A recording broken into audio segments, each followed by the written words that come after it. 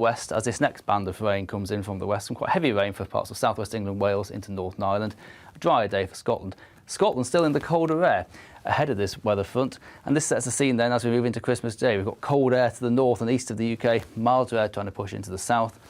Where these weather fronts separate the dividing line, well, that's where we've got the greatest chance of seeing snow. So quite an unsettled picture, so certainly some rain around at times, with some quite low temperatures in the north. Here we've got the chance of some snow too. Canary Islands sponsors the weather. You're watching GB News live across the UK and the world on our digital stream. GB News is Britain's news channel. We are the UK's home of discussion and debate from all perspectives. We are here for you. Don't forget to join our YouTube community by clicking on that subscribe button. And if you want the GB News app, you can click and catch up on programmes anytime. We love to hear from you, so email us. gbviews@gbnews.uk. Thanks for being part of the GB News family. My name is Andrew Doyle. Join me every Sunday evening at 7 p.m. for Free Speech Nation. This is a show where we address current affairs and news stories of the week with the help of two wonderful comedian panellists. I brought in comics because I want to give it a lighter edge, and also they work for less. See you there.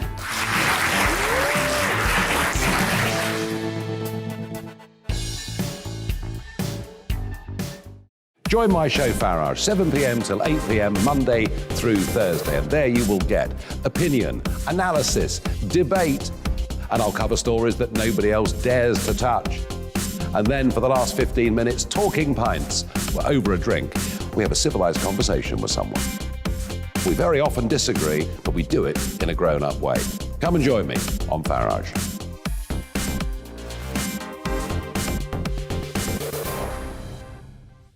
I'm Colin Brazier. I've reported from more than 70 countries around the world, covered wars from Afghanistan to Iraq, from Lebanon to the Balkans. I'm trying to bring that experience, that feel for events, to the studio. And something else, I'm ready to give an opinion. Today's stories with a spark. Brazier from 8 p.m. weekdays on GB News.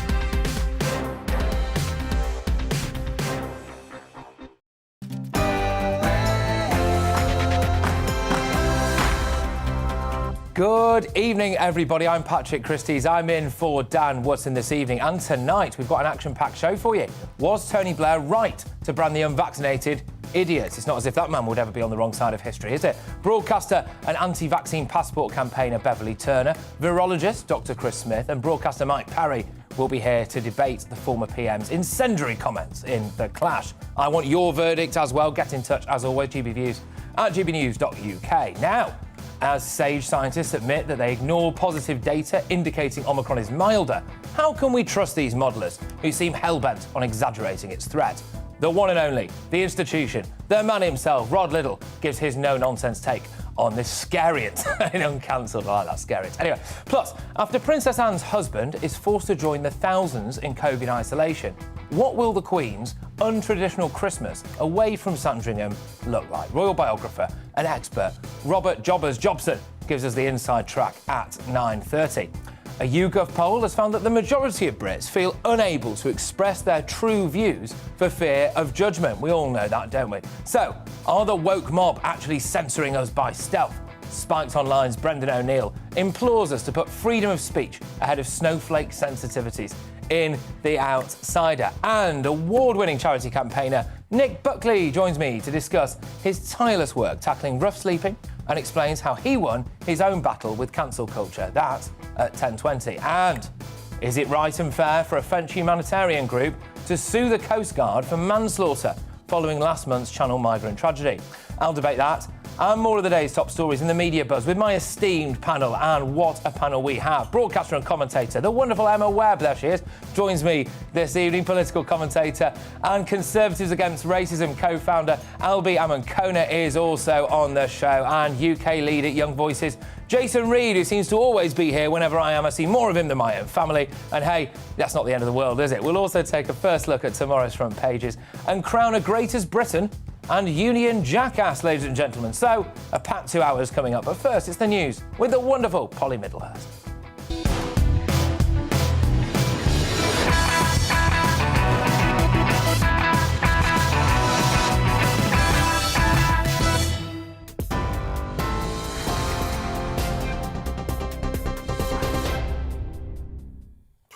Good evening. Two early studies are suggesting that people infected with the Omicron strain of COVID are less likely to need hospital treatment. Imperial College, which led one of the studies, found people with the variant are up to 45% less likely to stay in hospital than those with the Delta variant. But research coming out of Scotland warns the mild nature of Omicron may be completely offset by its high transmissibility. It comes as the number of daily COVID-19 cases has reached record six figures. Government data has recorded 106,122 cases in the UK in a 24-hour period. Professor Angus Dalgleish, an oncologist at St George's Hospital Medical School in London, thinks there's a light at the end of the tunnel. Know that if you have fully vaccinated people with negative lateral flow tests and they meet and they take all precautions, the majority can still go down with the Omi variant in the next 48 hours or so. But the good news is they just got mild symptoms like the cold or the flu. Wales and Northern Ireland, meanwhile, are bringing in a series of new COVID restrictions from Boxing Day. The 2-metre social distance rule will return to workplaces and public venues in Wales. Plus, they're bringing back the rule of 6 with a limit on the number of people allowed to attend events. While in Northern Ireland, nightclubs will be closed from Boxing Day and people will be urged, but not mandated, to stick to 3 households indoors. A new version of the Pfizer COVID jab has been approved for use in children in the UK. The Medicines and Healthcare Agency gave the green light to the jab for 5 to 11-year-olds who are at risk or in contact with those who are vulnerable. The Welsh Health Minister said it'll implement a rollout of those vaccines for at-risk children in the new year. Away from COVID, police investigating the disappearance of a man in London have begun searching in the River Thames. 20-year-old Harvey Parker was last seen leaving a nightclub in the early hours of Friday morning in central London. Following a search of local CCTV, police say they're now concerned he may have entered the water. Now, an exquisitely preserved embryo, a dinosaur embryo, has been found inside a fossilized dinosaur egg. Discovered within rocks in southern China, the egg is believed to be up to 72 million years old and belongs to a toothless dinosaur. Scientists clearly excited by the discovery, which is 27 centimetres long and is one of the best preserved dinosaur specimens ever found. You're right up to date. Now let's get back to Patrick.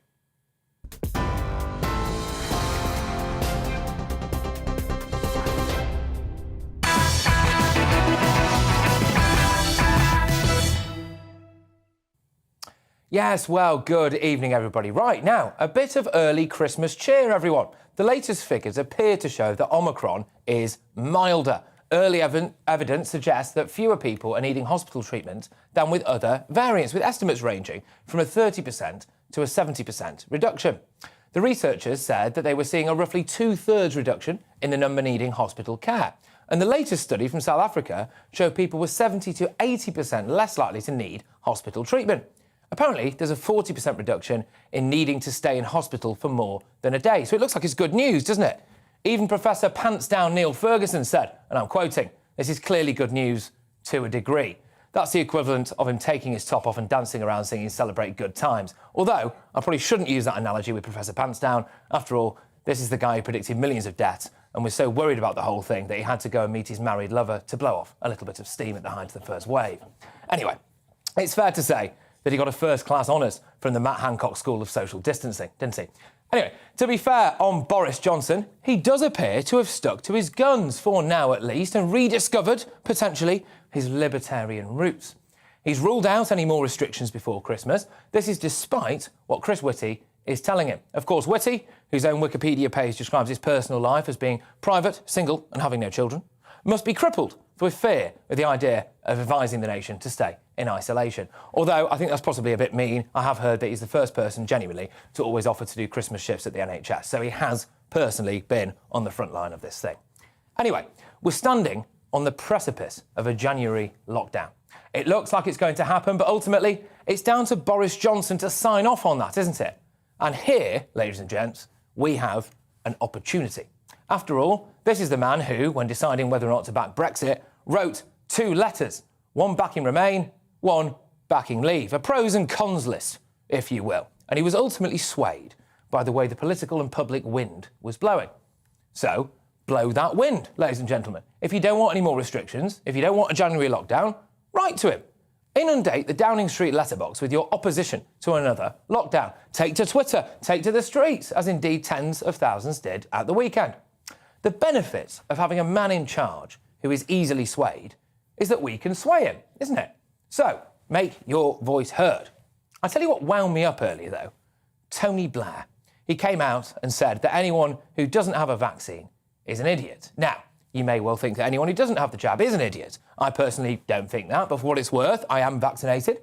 But I believe deeply in bodily autonomy, and I don't think it's right to call the unvaccinated idiots. Just take a look at Blair saying this. If you're not vaccinated at the moment and you're eligible and you've got no health reason for not being vaccinated, you're not just irresponsible. I mean, you're an idiot. I'm sorry. I mean, that is... Truthfully, you are. Yes, thank you, Tony. Well, aside from whether or not you think that people who haven't had the jab are idiots, the fact is that Tony Blair, calling them idiots, isn't going to convince anyone to go and get vaccinated.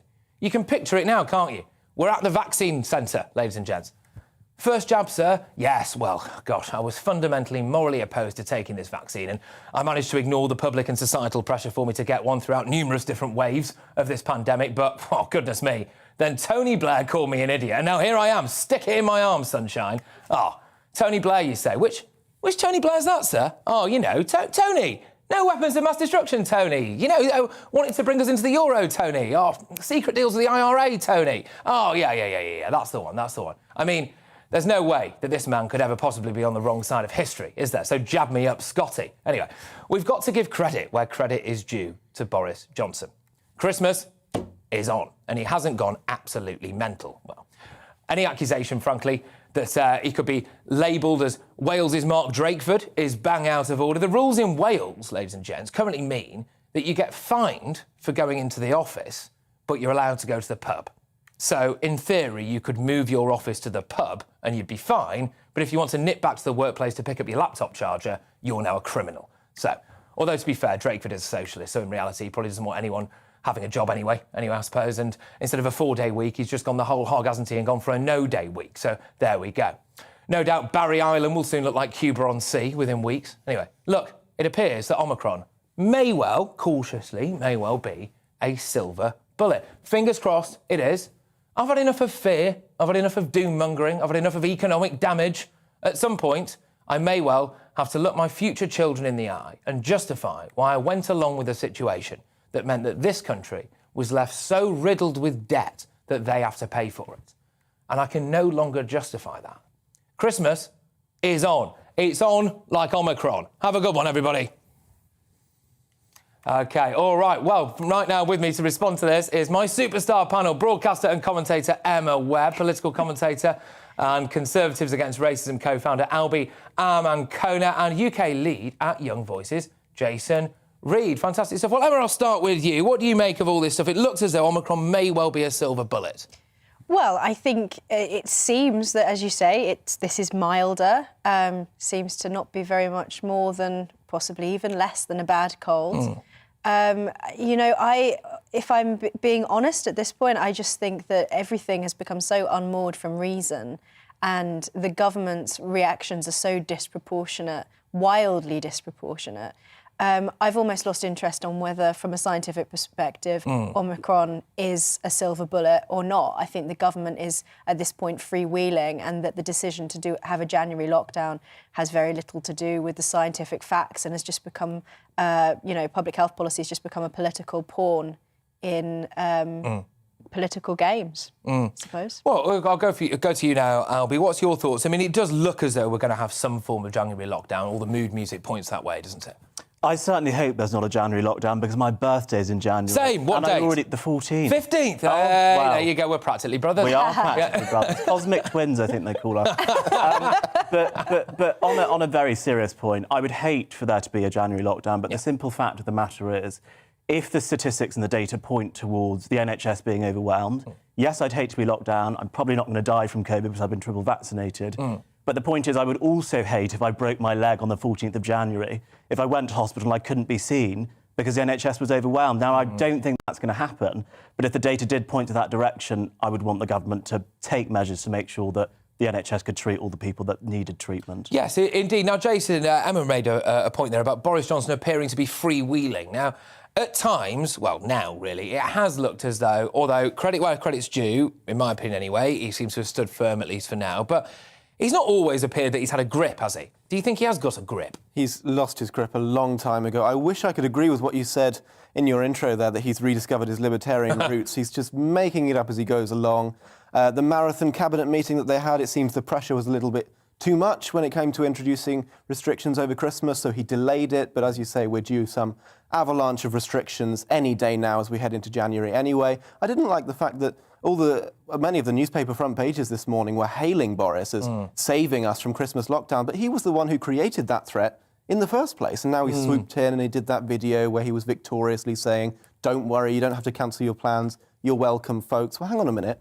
He was the one who created that threat to begin with, and now we're supposed to be grateful that he hasn't locked us down over Christmas. It is a classic move, isn't it, politically, actually, to create a kind of straw man and then knock it down and be the hero. Can I just point out, and I hope you don't mind, your nails are fantastic. The most festive nails. Can we get a close-up? Hey, look at that. There we are. Fantastic stuff. So at least someone's made an effort this evening. Come on. What's going on here? No, Emma, look, do you think Boris' days are numbered? The vultures are circling, and this happens from time to time politically. Of course it does. But it's on the brink of maybe being terminal, isn't it? Do you think?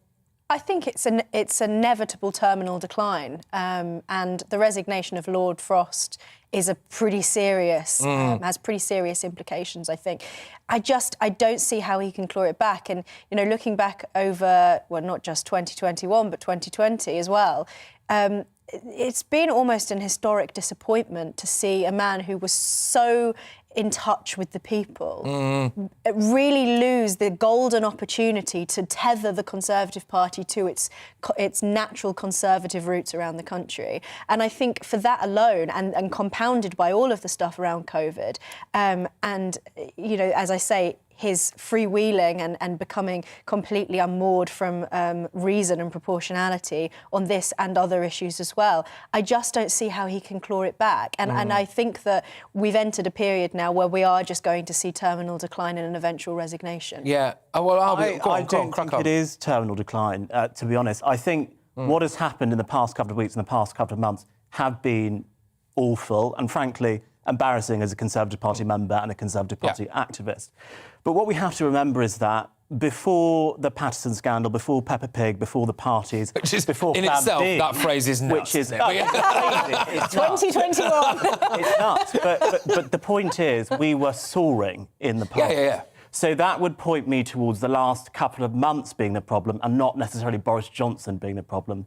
So if after Christmas he can pull himself together, reorganise the team at number 10 and start delivering on levelling up, economic recovery and the people's priorities, I think he can claw it back. I'd give him probably, you know, we've got to do well in the May elections and we'll see what happens after that. I'm concerned, Jason, that I copped it a bit, actually, yesterday when I played a clip during one of my monologues, which was of the people at the darts singing some very unscrupulous things about Boris Johnson, people at the football as well. People going, oh, you can't base it off drunk people. You know, and yeah, fair enough, OK, you can't base it off drunk people. However, these are the people who Boris Johnson was supposed to kind of tickle the belly of, wasn't it? Your average man and woman on the street, the kind of people who would like to go for a pint with him. And if he's lost the dressing room with those kinds of people, I dare say that a lot of people at the darts might have voted for Boris, actually. And if they're not there anymore, that's a problem, I think, isn't it? It is a problem, but I think Boris will be there for a while. He seems to have this amazing ability that nothing sticks to him. His approval ratings right now are about as low as Theresa May's were a month before she was forced out of office, and yet we've heard very few stories of Conservative MPs actually writing letters to the 1922 committee. Graham Brady's accepting emails now, apparently, as well. Seriously. They're moving with the times, aren't they? It's a modern Conservative party. But no, go on. Do you think it's a problem that he's lost the dressing room, maybe? It's becoming more of a problem, but I struggle to see a point at which he actually gets forced out. He's got that huge majority. He's still riding the wave of the fact that he delivered Brexit. The pandemic will be over soon and he will get a boost from the fact that our freedoms will come back permanently. We hope, fingers crossed. I don't see him losing the next election if he makes it that far. I think in all likelihood he'll be there for 7 to 8 years at least. Would like to be proven wrong. Yes, well, potentially. Do you think that, and we've only got about a minute, so we're going to have to whiz through because I just want individual verdicts on this, but do you think that a January lockdown could be a nail in Boris's coffin? I think a January lockdown combined with a failure in the May elections could be final seal. I don't think the January lockdown will be the end of Boris, but I think if the May elections go as badly as North Shropshire did, that'll be a huge problem for him. Go on. I wish it would be the end of him, but I'm not optimistic about it. Could you vote for Keir Starmer? Do you know, I think I'd be tempted for the first time ever to move. Do you also enjoy going, curtain shopping at B&Q on a Sunday? That's unfair. He is, of course, a nice chap. But anyway, right, thank you very much. We will continue, we'll return to all of this. Well, allegedly. Anyway, coming up, as a poll finds a majority of Brits hide their true opinions, not here, that's for sure, to avoid judgment, are the woke mob winning the war on free speech? Brendan O'Neill tackles that in The Outsider. But up next, in The Clash, is it wrong to call unvaccinated people idiots like Tony Blair did? Broadcaster Beverly Turner, virologist Dr. Chris Smith, and journalist Mike Porky Parry will all weigh in on that particular one. Let us know what you think as well, of course. Email us, tweet us as well using the handle @GBNews, or email us, like I said, gbviews@gbnews.uk. But now, ladies and gents, time for your weather. It's time to remind ourselves there's always another winter. Canary Islands sponsors the weather. Hello again. A lot of cloud around for this coming night. As a result of this, a little bit less cold than it's been recently, particularly in the south. There is some rain around and the air's still cold enough though for some ice across Scotland as this rain mingles with colder air here. Some snow too for the mountains of northern Scotland. Elsewhere though, any early evening rain should soon clear away to leave a lot of cloud around. 1 or 2 clear spells for central and eastern England, but a good deal of cloudy grey weather to start Thursday morning. And after an early dip in temperatures across the east, well, those temperatures generally coming up from the west, so not as cold, particularly in the south, compared to last night.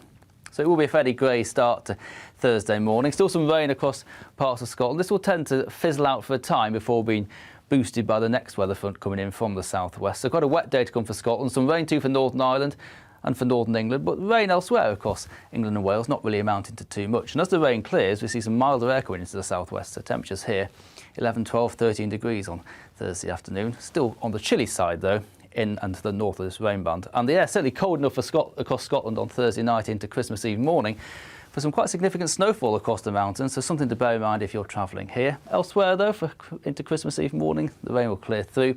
We're left with clear spells, but a lot of damp ground, so potentially some fog patches forming, but it won't be as cold for most of us as it has been for some recent nights. So Christmas Eve could start quite grey, quite foggy across central southern England. The fog here will take its time to clear on Christmas Eve morning. So again, bear that in mind if you have Christmas travel plans. But the fog will lift from the west as this next band of rain comes in from the west. Some quite heavy rain for parts of southwest England, Wales into Northern Ireland. A drier day for Scotland. Scotland still in the colder air ahead of this weather front, and this sets the scene then as we move into Christmas Day. We've got cold air to the north and east of the UK, milder air trying to push into the south. Where these weather fronts separate the dividing line, well, that's where we've got the greatest chance of seeing snow. So quite an unsettled picture, so certainly some rain around at times, with some quite low temperatures in the north. Here we've got the chance of some snow too.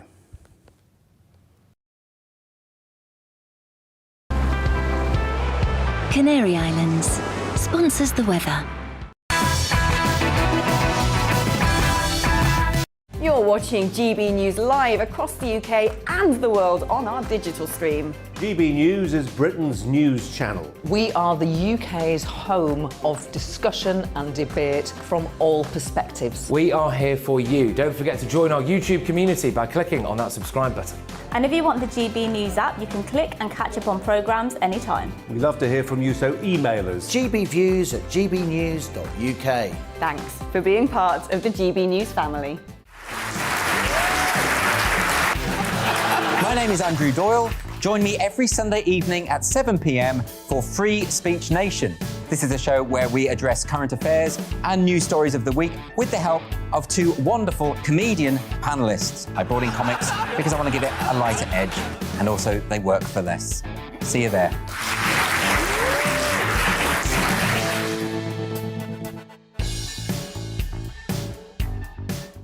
Join my show Farage, 7 p.m. till 8 p.m. Monday through Thursday, and there you will get opinion, analysis, debate, and I'll cover stories that nobody else dares to touch. And then for the last 15 minutes, talking pints. We're over a drink. We have a civilised conversation with someone. We very often disagree, but we do it in a grown-up way. Come and join me on Farage.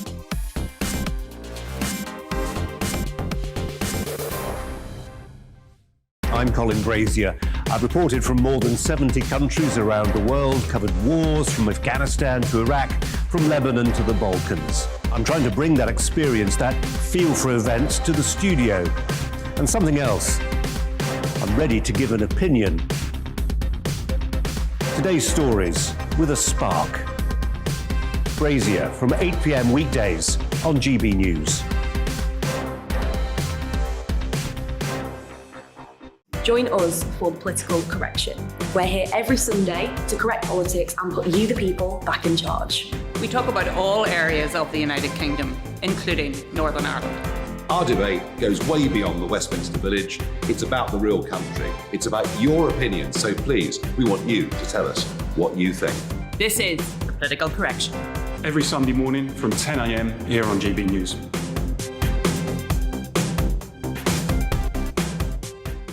You're watching GB News live across the UK, the world, and our digital stream. GB News is Britain's news channel. We are the UK's home of discussion and debate from all perspectives. We're here for you. Don't forget to join our community by hitting the subscribe button. And download the GB News app so you can click and catch up on programmes anytime. We love to hear from you. Email us at gbviews@gbnews.uk. Thanks for being part of the GB News family.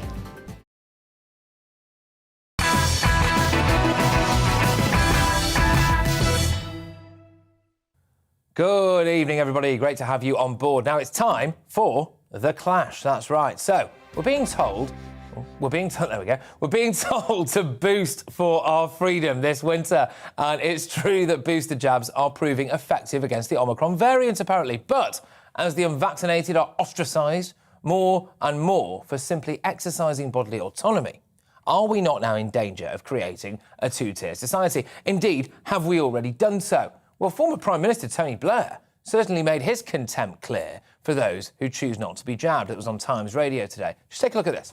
We need to target the unvaccinated. I mean, we still, frankly, if you're not vaccinated at the moment and you're eligible and you've got no health reason for not being vaccinated, you're not just irresponsible. I mean, you're an idiot. I'm sorry. I mean, that is, truthfully, you are. I mean, because this Omicron variant is so contagious. You know, if you're unvaccinated and you're in circulation, you're going to get it.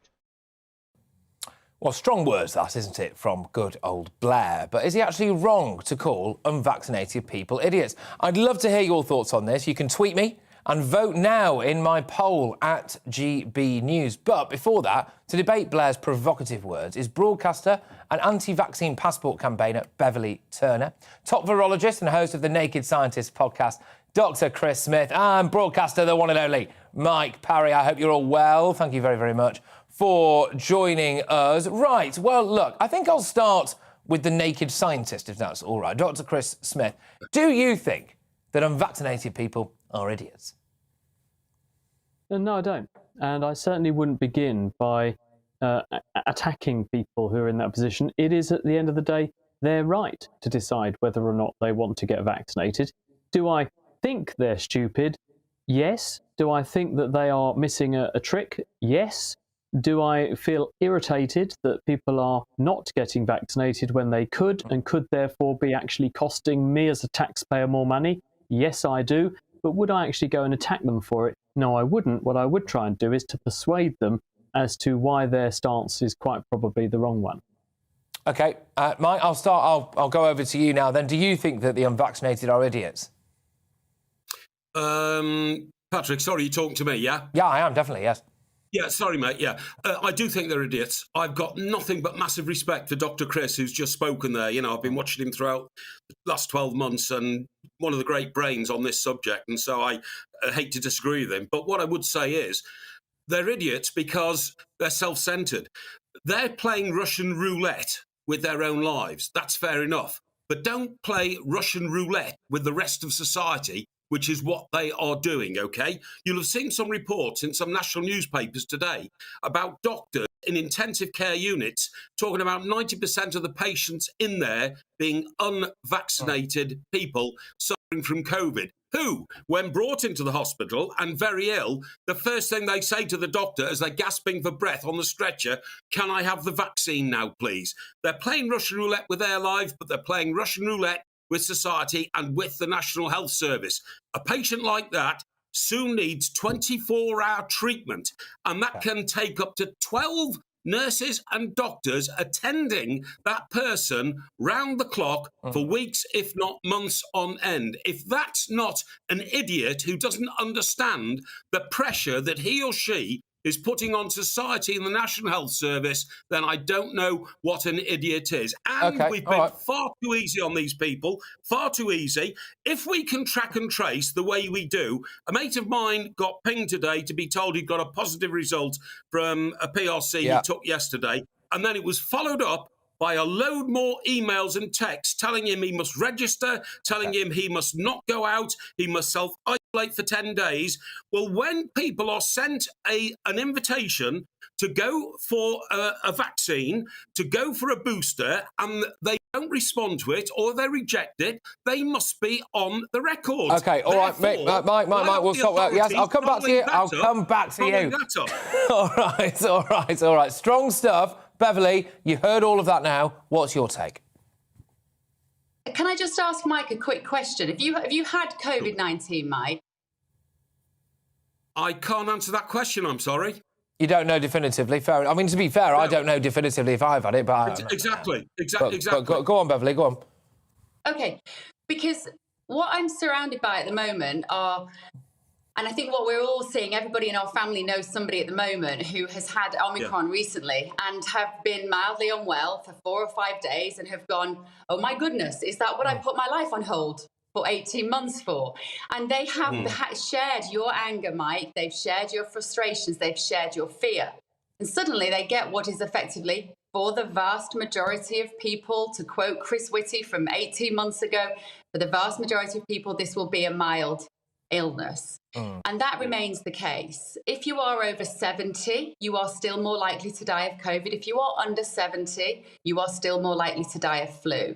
So to suggest that we're in a situation where people who are choosing not to have the vaccine, who may be young, may be healthy, may have had COVID-19 already and believe in natural immunity, these are the people who are not necessarily having the jabs. And I would defend their right to not have the jabs because they aren't in ICU, and they're not in hospital. And in fact, the majority, I think the number of beds that currently have COVID-19 patients in them it's about 7% in the UK. They are still full of people who have heart disease, who've been smoking, who've had car crashes, who have cancer.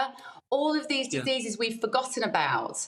And so I think we need to move on with what is clearly fantastic news, that it is a mild variant that we have now, and believe in immunity for people who get COVID-19.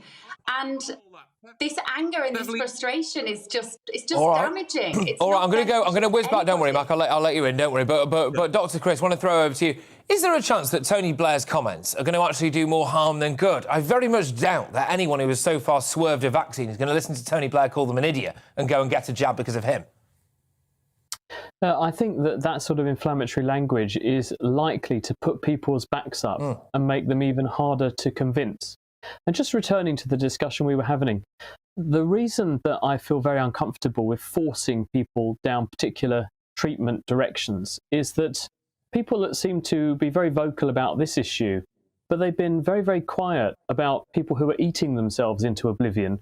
The real pandemic we need to look at here, and the real pandemic that's going to kill far more people than COVID, is the obesity pandemic. When I first went to medical school, I remember being presented with the figures for how many people in our country were overweight, and it was about 7% of men and about 11% of women. If I sat in that lecture again now, about 25 years later, those numbers would have gone up to about 50% of both sexes. And about 1 in 4 children starting school today is already overweight. Now, the consequence of that is a bill to the NHS for treating diabetes and chronic kidney failure and dialysis and all of the other attendant health costs, heart disease, stroke, hypertension, of treating people who are overweight. Now, we don't seem to be very vocal about that. We don't have Tony Blair saying these fat people are stuffing their faces with chips and curries and they ought to be taken to the nearest diet clinic. He's found a weapon of mass what we do destruction there, is we hasn't try he, and give actually, people ironically, information to be to win them over and give them information that helps them to make healthier choices. I think it sets a really, really unhealthy precedent if we start forcing people. Now, I'm not saying let's not make this unattractive for people who decide not to get a vaccine, because at the end of the day, they're costing me as a taxpayer more money. They're costing me also Dr. Chris, more stress at get work. it. So why don't we just tax people? I'm very comfortable to give them a bill. We know they're going to cost about £5,000 a day in intensive care if they end up Then there. you have to I'm very comfortable to send them a bill. tax people who are eating too much. You can't have it both ways. I'm just going to go to my... Okay, whoa. I'm very happy to Everybody, to charge people for that behaviour, but at the end of the day, I'm not happy to take away their choice. Thank you very much, Dr. Chris. Mike, I'm going to go to you. That is a point, Mike, that is a point. Why do I have to get the vaccine to protect the health of, I think, a window into my future here, an obese, chain-smoking alcoholic? Listen, you can't get a jab to stop obesity.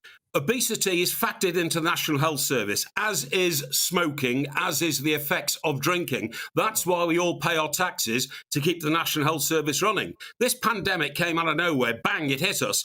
And then, through the brilliance of British scientists, through the brilliance of Kate Bingham, who organised the vaccination rollout, we suddenly attacked it with great force and we got a way of protecting ourselves. But some people turned it down.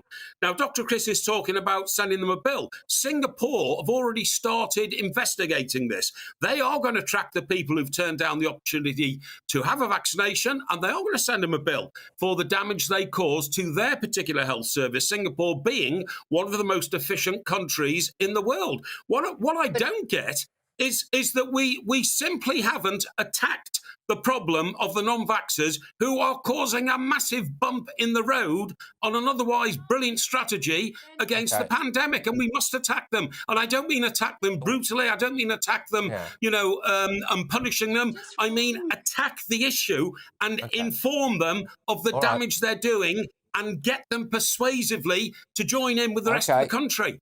OK, Beverly, I'll let you respond to that. But I suppose as well, look, one of the arguments is, Beverly, if you're unvaccinated, potentially you're more likely to pass it on. And therefore, can you live with yourself if you do that? Look, just talk me through all of that. Yeah. Look, the Office of National Statistics figures that came out yesterday have shown that the triple vaccinated, and this does require more investigation, is the triple vaccinated are much more likely to be infected than Omicron, even than the double vaccinated. And I'm not saying that means the vaccines don't work to stop hospitalisations and death in the elderly and the unwell. I'm not saying that. But what I'm saying is they're pretty flipping useless when it comes to stopping transmission.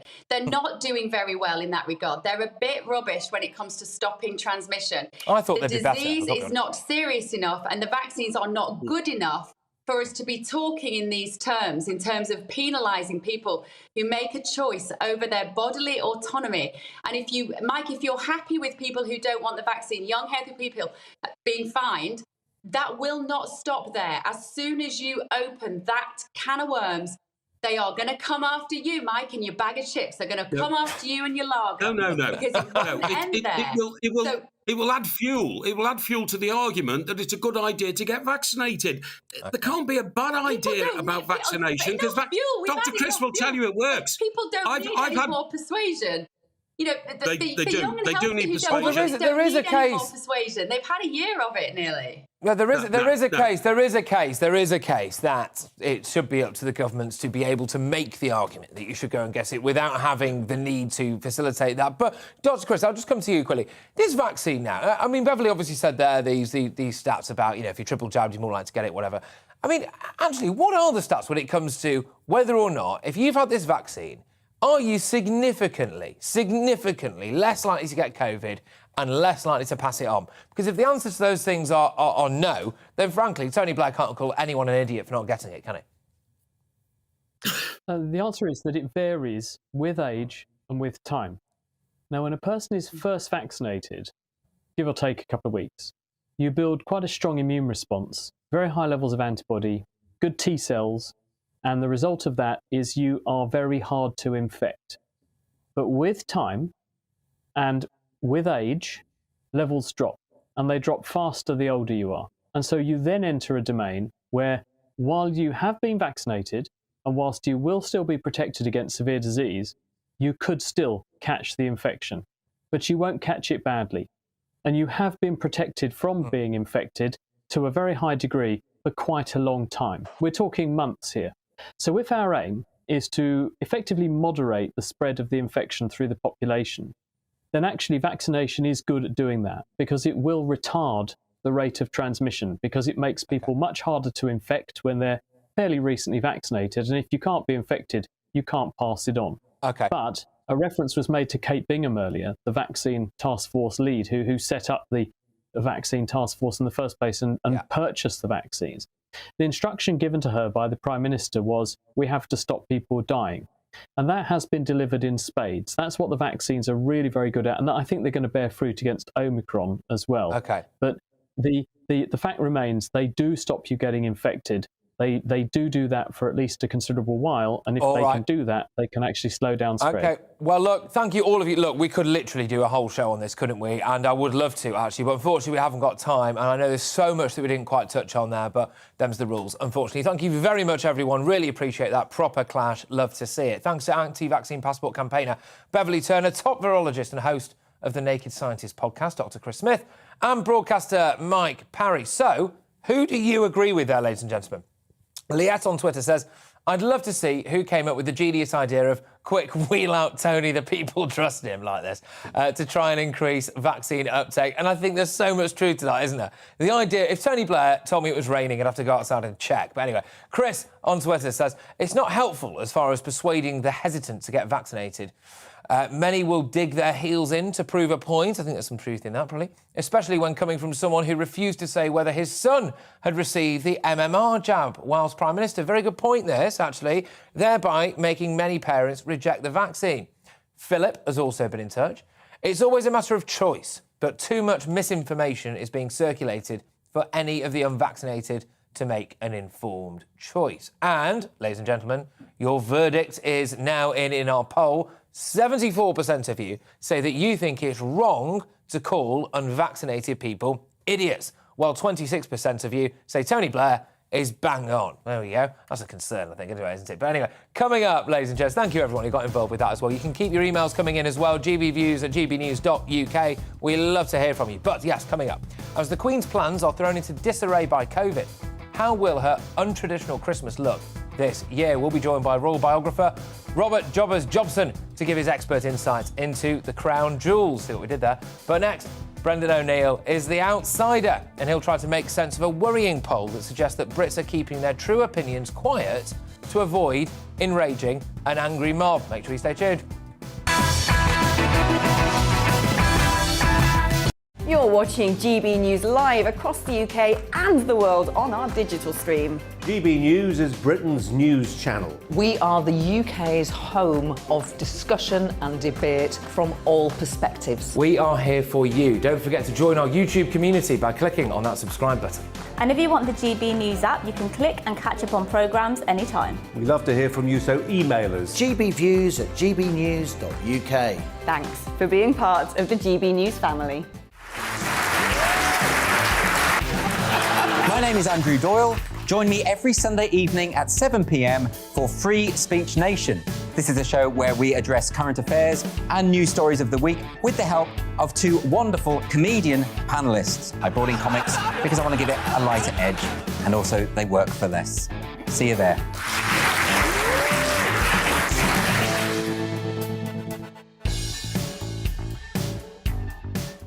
Join my show Farage, 7 p.m. till 8 p.m. Monday through Thursday, and there you will get opinion, analysis, debate, and I'll cover stories that nobody else dares to touch. And then for the last 15 minutes, talking pints. We're over a drink. We have a civilised conversation with someone. We very often disagree, but we do it in a grown-up way. Come and join me on Farage.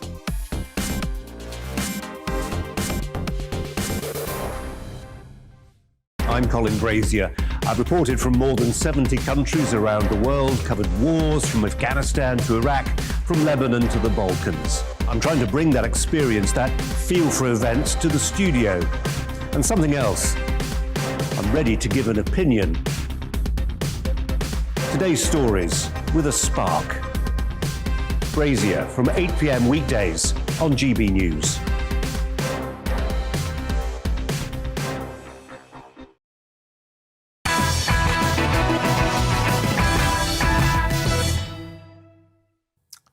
Yes, good evening, everybody. Don't worry, Dan Wootton's not got worse looking. It's Patrick Christys filling in for the legend himself. Now, Brendan O'Neill is tonight's outsider.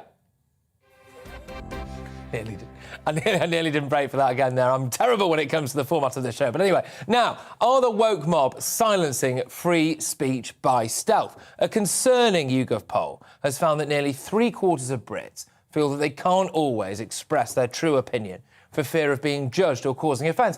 And I think we can all relate to that, can't we, ladies and gentlemen? The poll found that socially divisive topics like immigration, trans issues, are key areas where people feel obliged to hide what they really think. So, have society's so-called progressives succeeded in demonising alternative views? And how worried should we be about these findings? Well, I'm delighted to say that Brendan joins me now. Thank you very much, Brendan. Great to have you on the show. What does this poll, do you think, tell us about free speech in this country? Is it really free? I think it paints a very worrying picture, actually, of people who feel that they can't always express their views.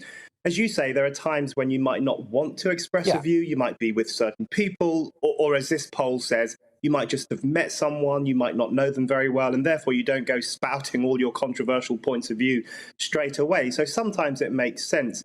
But it seems that there are certain issues on which people feel very uncomfortable expressing their views, particularly the statement, transgender women are not really women. Lots of people feel very uncomfortable with saying that, even though it's something they believe. And that worries me a lot, because it suggests that we've created a climate where people can't express certain views. And I think this is a big concern. Now, one area that I think is a massive area of concern as well, and hear me out on this, is grooming gangs, right? Because people need to be able to talk about this. I think it's pretty blindingly obvious, as far as I'm concerned, that in every single major town and city across the UK, there's every chance that there's probably a grooming gang there. And unfortunately, very unfortunately, the statistics appear to show there's a certain demographic disproportionately involved in those. Now, people, including at times the actual police, have been very afraid to bring this up, to the point where they've not bothered. And actually, in the meantime, people are getting abused. And so actually, by not talking about things or not feeling comfortable enough to talk about things, it can have a very real-world consequence, can't it, Brendan? Oh, absolutely. And I think grooming gangs is a very good example of what happens if you don't allow open, free, frank discussion about the problems facing our society. So as you say, there were numerous cases across the country where the police didn't investigate thoroughly enough and the local authorities didn't take this issue seriously enough, because they were worried that it would stir up animosity against Muslims, for example. Lots of these Muslim gangs were made up of people from a South Asian Muslim background. And they essentially allowed the abuse to continue in some circumstances, but not by not taking it seriously enough. And even now we have a situation where if a middle-class woman in the political world or the media world says that she was touched on the knee by a politician or chatted up by a politician, that will make the headlines, whereas the abuse of hundreds of working class girls is often brushed under the carpet. And this is a good example of us not being allowed to talk about certain things because apparently it's offensive or it's Islamophobic or it will stir up hatred. And that really censors society and causes lots of difficulties. It massively does. And I suppose let's just get right to the crux of this for our final chat, as it were, is have the woke mob won? If people are ultimately self-censoring... Now, look, OK, you don't have to always cause a scene at a dinner party. There is that, right? But if people are self-censoring a lot and not saying what they mean, if it's become easier to not say what you mean and go along with what the general kind of opinion is, Brexit might have been a good example of that. A lot of people I know aren't strong Remainers, but they became strong Remainers because every one of their middle-class friends was. Then actually, the woke mob have won, haven't they?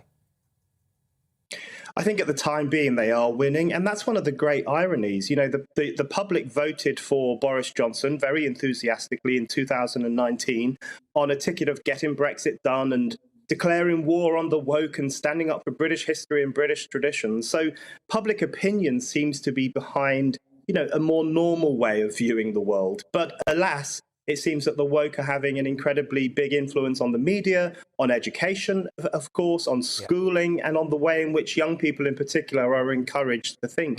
So there is a culture war taking place. There's a culture war over freedom of speech, over reason, and over the right of ordinary people to express their views. And I think it's very important that those of us who are unwoke and who believe in freedom and truth, it's very important that we fight that culture war and that we win it. I think there's something, just quickly, Brendan, sorry, but just quickly, I think there's something a bit more subtle going on, and in my opinion, really, really sinister, which is the kind of unconscious indoctrination. So you mentioned there the kind of the woke lot, as it were. I think it's infested everything, like advertising. Everything is woke now. It's subtle indoctrination, isn't it, Brendan? There's a lot of that going on. It goes all the way from huge corporations right down to nurseries. You know, very young children are now being inculcated into this view of the world. It's all over the place. It's on social media. It's in advertising, as you say, big companies and the message that they send out to the people who buy their products. It's going on everywhere. And I think on young people in particular who haven't known any other way of thinking about the world, it is having an extraordinary influence. And I think it's very important to stand up for freedom of speech in particular, because every other freedom rests upon that freedom. So if we lose that, we lose everything. You're on the right side of history, my friend. Brendan O'Neill there. Thank you very much for taking the time to join us. Right now, coming up, why are we wasting our attention on false prophets in the BLM and climate change movements and ignoring problems like rough sleeping, for example? Now, award-winning charity campaigner and cancel culture survivor Nick Buckley joins me at 10:20. But first, as it looks likely that the Queen, bless her, will spend the festive season without her daughter, Princess Anne. She's had a rough year, hasn't she? What will her untraditional Christmas day away from Sandringham actually look like? Royal expert Robert Jobson brings us the behind the curtain in The Crown Jewels next. It's time to remind ourselves there's always another winter. Canary Islands sponsors the weather. Hello again. A lot of cloud around for this coming night. As a result of this, a little bit less cold than it's been recently, particularly in the south.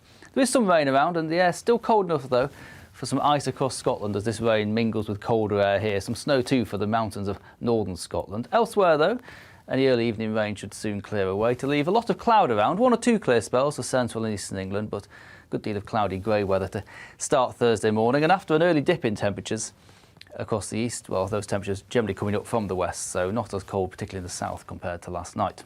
So it will be a fairly grey start to Thursday morning. Still some rain across parts of Scotland. This will tend to fizzle out for a time before being boosted by the next weather front coming in from the southwest. So quite a wet day to come for Scotland. Some rain too for Northern Ireland and for Northern England, but rain elsewhere across England and Wales, not really amounting to too much. And as the rain clears, we see some milder air coming into the southwest. So temperatures here, 11, 12, 13 degrees on Thursday afternoon. Still on the chilly side though, in and to the north of this rain band. And the air certainly cold enough for across Scotland on Thursday night into Christmas Eve morning for some quite significant snowfall across the mountains, so something to bear in mind if you're travelling here. Elsewhere though, into Christmas Eve morning, the rain will clear through. We're left with clear spells, but a lot of damp ground, so potentially some fog patches forming, but it won't be as cold for most of us as it has been for some recent nights. So Christmas Eve could start quite grey, quite foggy across central southern England. The fog here will take its time to clear on Christmas Eve morning. So again, bear that in mind if you have Christmas travel plans. But the fog will lift from the west as this next band of rain comes in from the west. Some quite heavy rain for parts of southwest England, Wales into Northern Ireland. A drier day for Scotland. Scotland still in the colder air ahead of this weather front. And this sets the scene then as we move into Christmas Day. We've got cold air to the north and east of the UK, milder air trying to push into the south. Where these weather fronts separate the dividing line, well, that's where we've got the greatest chance of seeing snow. So quite an unsettled picture, so certainly some rain around at times, with some quite low temperatures in the north. Here we've got the chance of some snow too. Canary Islands sponsors the weather.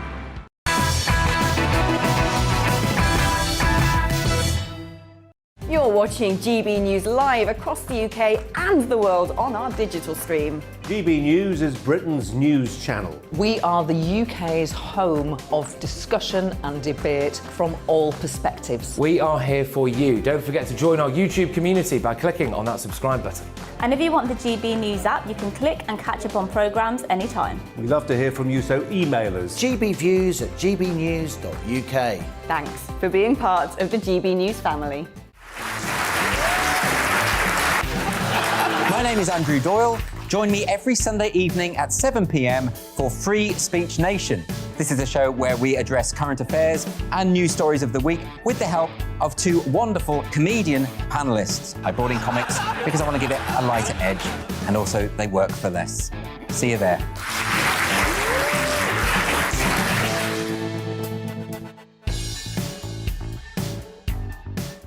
Join my show Farage, 7 p.m. till 8 p.m. Monday through Thursday, and there you will get opinion, analysis, debate, and I'll cover stories that nobody else dares to touch. And then for the last 15 minutes, talking pints. We're over a drink. We have a civilised conversation with someone. We very often disagree, but we do it in a grown-up way. Come and join me on Farage.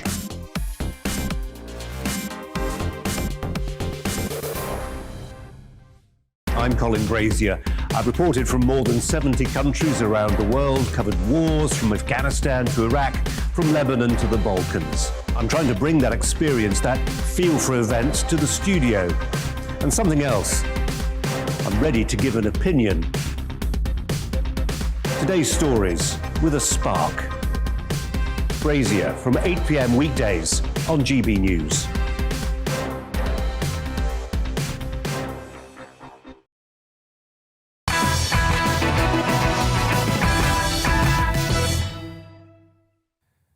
Evening all. Right now, it's time for Crown Jewels with royal biographer and expert Robert Jobson. So, the Queen's Christmas plans were thrown into further chaos today, weren't they? After Princess Anne's husband joined the thousands of Brits now facing isolation over the festive period. So, Royal Navy Vice Admiral Sir Timothy Lawrence is recovering from the virus on the Gatcombe Park estate, apparently, where he shares, of course, with Princess Royal, meaning the Queen is unlikely to spend Christmas Day with her daughter.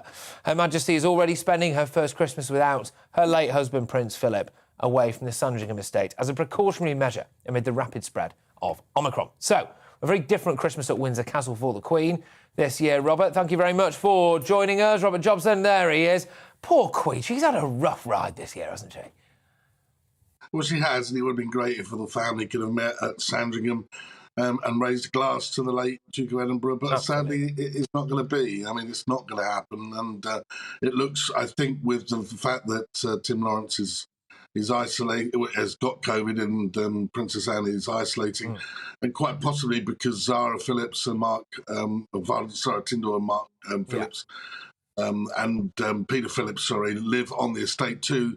You know, in the area, that they're more than likely to come into contact with the Princess Royal and Tim too. So they're probably out of the picture too. So it does seem that there's going to be limited numbers. I'm sure we hear that the Prince Charles and Camilla plus William and Kate and their family have been trying very hard to keep themselves out of the ways that they are able to spend some time with the Queen. But, the safety has to come first when it comes to the Queen. She's 95, and I'm sure she understands it.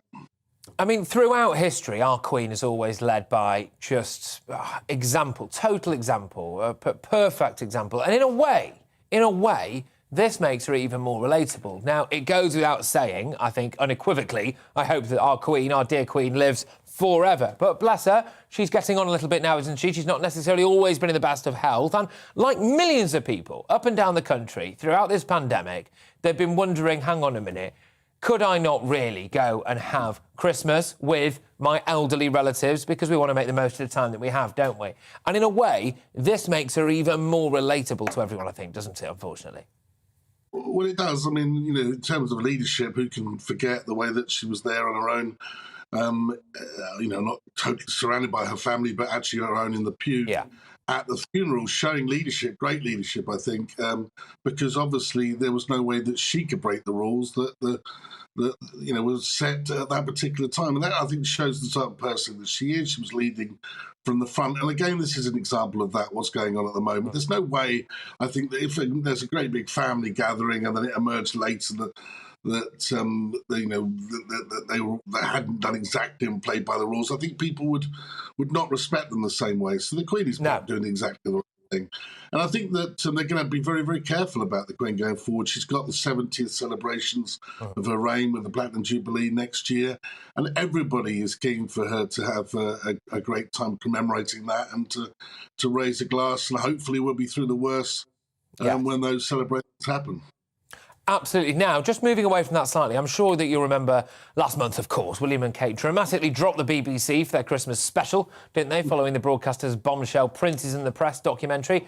Kate is hosting the concert called Together at Christmas, which is slightly ironically titled now, I think, given what's going on. But anyway, at Westminster Abbey, which will be broadcast on ITV, of course, on Christmas Eve. I think we can take a look, actually, at what the BBC are missing out on. Let's have a look. Hang a shining star upon the highest bough. Oh, and have yourself a merry little Christmas now.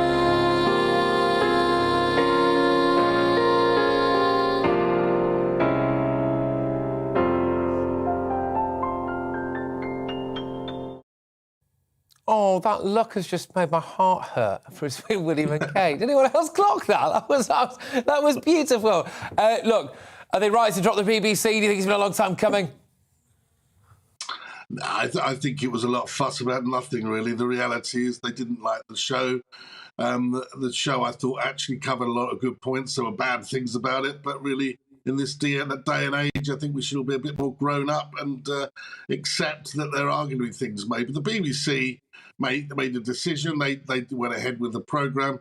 I thought it sounded a little bit petty. But this particular show, the ITV put on, very nice for Christmas. I think that it was a great gathering. Everyone seemed to be very happy, and I'm sure it's going to get great viewing figures. So, but I don't like it when the Royals start playing.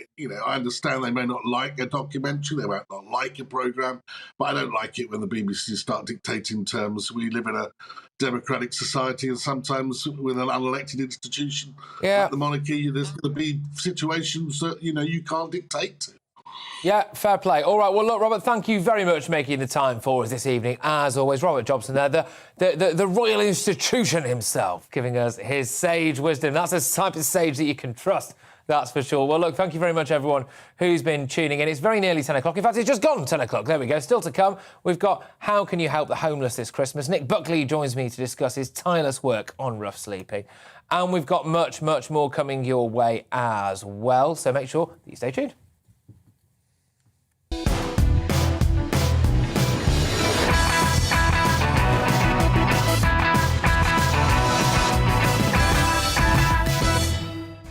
Yes, we're going to be discussing all of that. We've also got, as doomsday sage scientists openly admit, ignoring optimistic Omicron data. And actually, to be honest with you, how dare they, by the way? But anyway, how can we trust modellers who seem hell-bent on exaggerating its threat?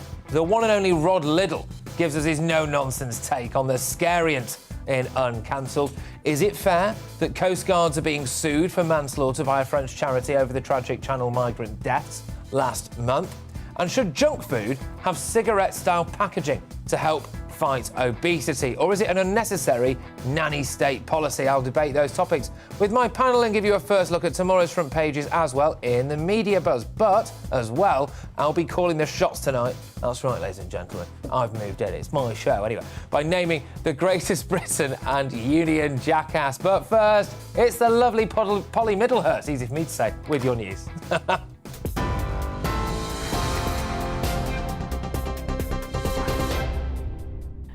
Never been called that before. Your latest news headlines. Well, as Patrick was saying, 2 early studies suggest that people infected with the Omicron strain of COVID are less likely to need hospital treatment. Imperial College, which led one of the studies, found people with the variant are up to 45% less likely to stay in hospital than those with Delta. But research coming out of Scotland warns the mild nature of Omicron may be offset by its high transmissibility. It comes as the number of daily COVID-19 cases has reached a record 6 figures. Government data has recorded 106,122 cases in the UK in a 24-hour period. Professor Angus Dalgleish, an oncologist at St George's Hospital Medical School in London, thinks there is a light at the end of the tunnel. Know that if you have fully vaccinated people with negative lateral flow tests and they meet and they take all precautions, the majority can still go down with the Omi variant in the next 48 hours or so. But the good news is they just got mild symptoms like the cold or the flu. Wales and Northern Ireland are bringing in a series of new COVID restrictions from Boxing Day. The 2-metre social distance rule will return to workplaces and public venues in Wales. Plus, they're bringing back the rule of 6 with a limit on the number of people allowed to attend events. While in Northern Ireland, nightclubs will close and people will be urged, but not mandated, to stick to 3 households mixing indoors. And a new version of the Pfizer COVID jab has been approved for use in children in the UK. The Medicines and Healthcare Agency gave the green light to the jab for 5 to 11-year-olds who are at risk or in contact with those who are vulnerable. The Welsh Health Minister also said it'll implement a rollout of vaccines for at-risk children in the new year. Away from COVID, police investigating the disappearance of a man in London have begun searching the River Thames. 20-year-old Harvey Parker was last seen leaving a nightclub in central London in the early hours of Friday morning. Following a search of local CCTV, police say they're now concerned he may have entered the water. And an exquisitely preserved embryo has been found inside a fossilized dinosaur egg. Discovered within rocks in southern China, the egg is believed to be around 72 million years old. It belongs to a toothless dinosaur. Scientists are excited by the discovery, which at 27 centimetres long is one of the best preserved specimens ever found. You're right up to date. Now let's get back to Patrick.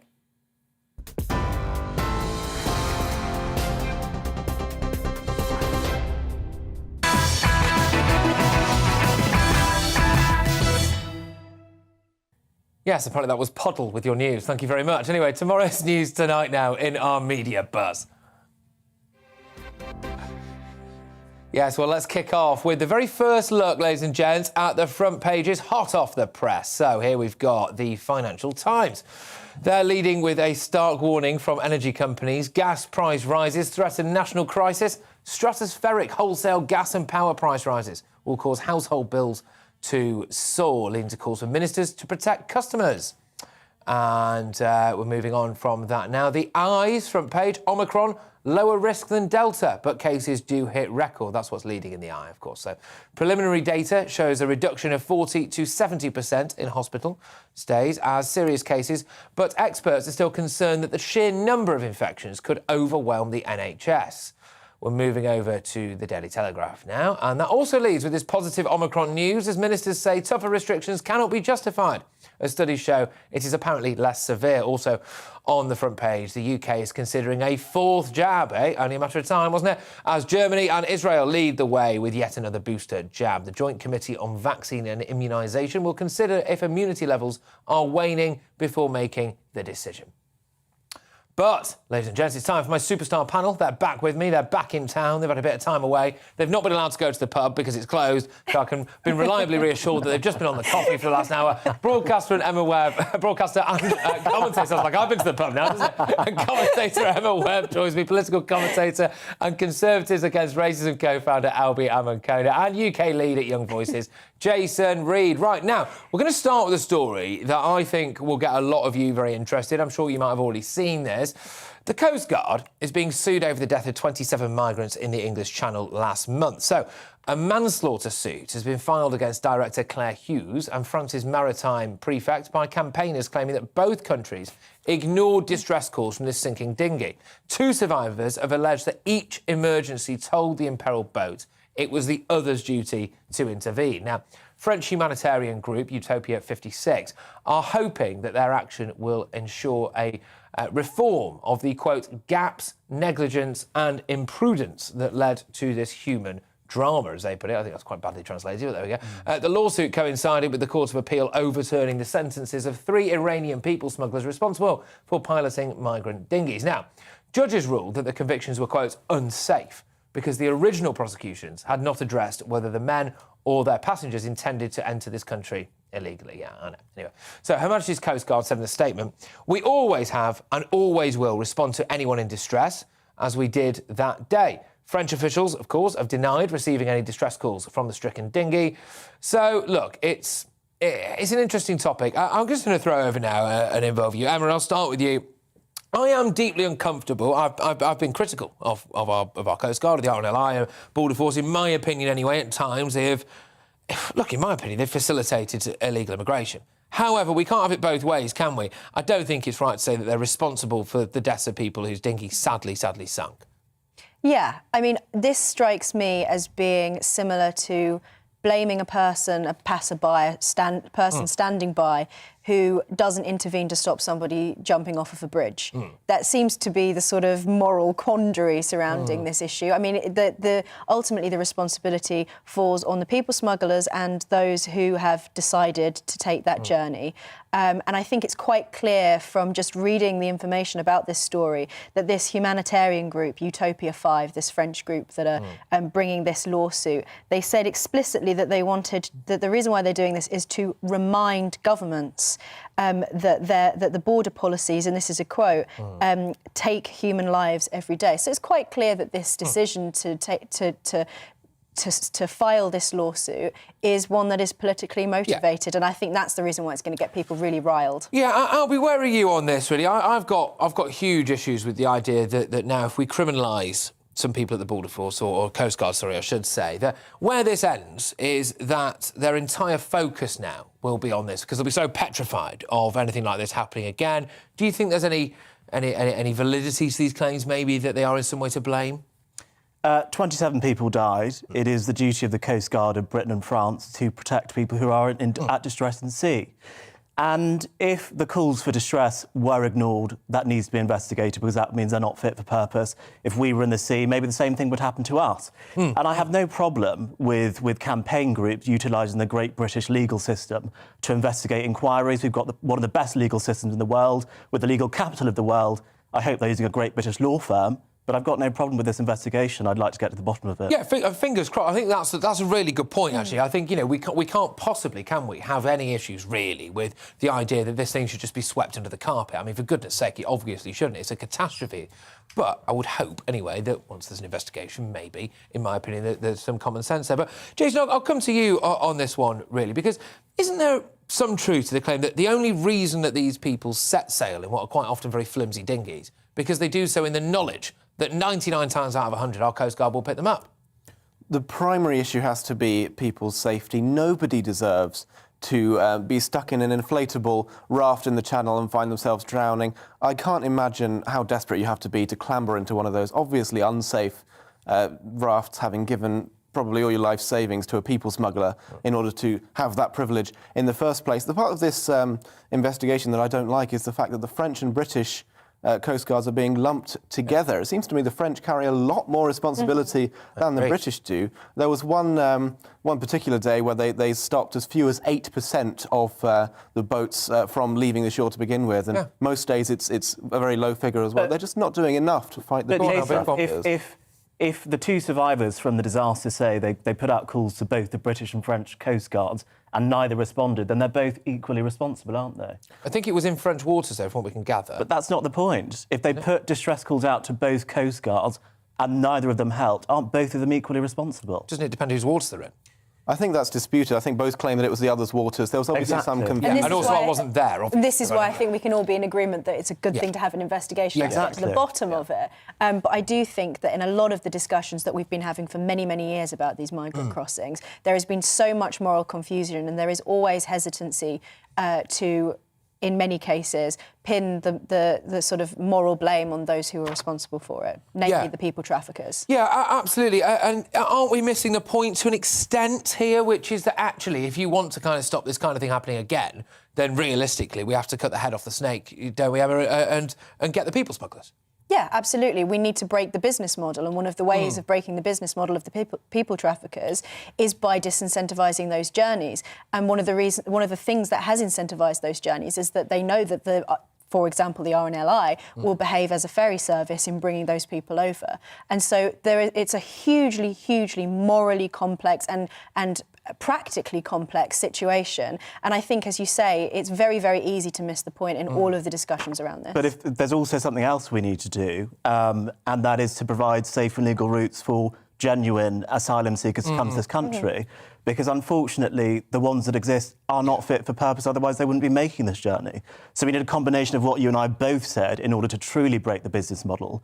And the incentive is not just because the RNLI is going to help them get across, it's also because they are fleeing insecurity, both economically and also in terms of their own personal safety. But that's a problem which I think maybe we need to look at in terms of international trade and development, so that we can get to these parts of the world and make sure that they are safe and prosperous, so people don't want to leave. All right, I would like you to come in, but we're going to give you first dibs on the next one. All right, so the government have been behaving like a bunch of jokers recently, what with their enactment of Plan B and threats of cancelling Christmas yet again. So perhaps we shouldn't be surprised by Sajid Javid attempting to spread some festive cheer, as well as potentially booster propaganda with a bizarre and some might say Trumpian use of memes. So the Health Secretary borrowed a clip by the Johns Hopkins Bloomberg School of Public Health, riffing on the Christmas classic Home Alone, in which, of course, Kevin McAllister represents the vaccine, fighting off Omicron and Delta, depicted as the wet bandage. I think we can have a look at it now, can we?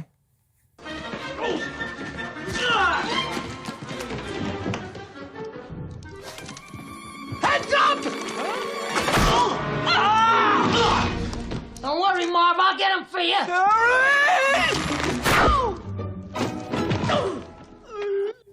I mean, look, it's got us talking about it, Jason, hasn't it? I suppose it's done its job. It has, but Sajid Javid could do anything and we'd talk about it. He's a very interesting guy, isn't he? You can't have he's great at parties, I imagine. I'm sure he is. Oh, the Sajid's there, game on. Hey, right. We'll be here for hours now. No, go on, Gary, do you think it's a good thing? Do you think it's a good thing he's tweeted it out? He obviously means well, but this is representative of the kind of infantilising nanny statism that we have in government. He thinks we're kids. It comes across to me like a cool vicar, sort of, do you know who else is interested in rap music? Jesus. You know, just don't. We all know what a vaccine is. We all know what a booster is. We don't need the government to talk down to us like this. All right. Well, look, I'm sorry we haven't got time to allow you both to come into that, but I think you summed it up rather well, in my opinion. Anyway, there we go. I like your rap music analogy. Anyway, look, coming up, should junk food have cigarette-style packaging to help fight obesity? I'll debate that and many more with my panel, who are sticking around, and give you a first look at tomorrow's front pages in the media buzz. But next, why are we wasting our attention, apparently, on false prophets in the BLM and climate change movements and ignoring problems like rough sleeping? Well, award-winning charity campaigner Nick Buckley joins me to give his expert take and explain how he won his personal battle with cancel culture that's sweeping our nation. Stay tuned. It's time to remind ourselves there's always another winter. Canary Islands sponsors the weather. Hello again. A lot of cloud around for this coming night. As a result of this, a little bit less cold than it's been recently, particularly in the south. There is some rain around and the air's still cold enough, though, for some ice across Scotland as this rain mingles with colder air here. Some snow, too, for the mountains of northern Scotland. Elsewhere, though, any early evening rain should soon clear away to leave a lot of cloud around. 1 or 2 clear spells for central and eastern England, but good deal of cloudy grey weather to start Thursday morning. And after an early dip in temperatures across the east, well, those temperatures generally coming up from the west, so not as cold, particularly in the south, compared to last night.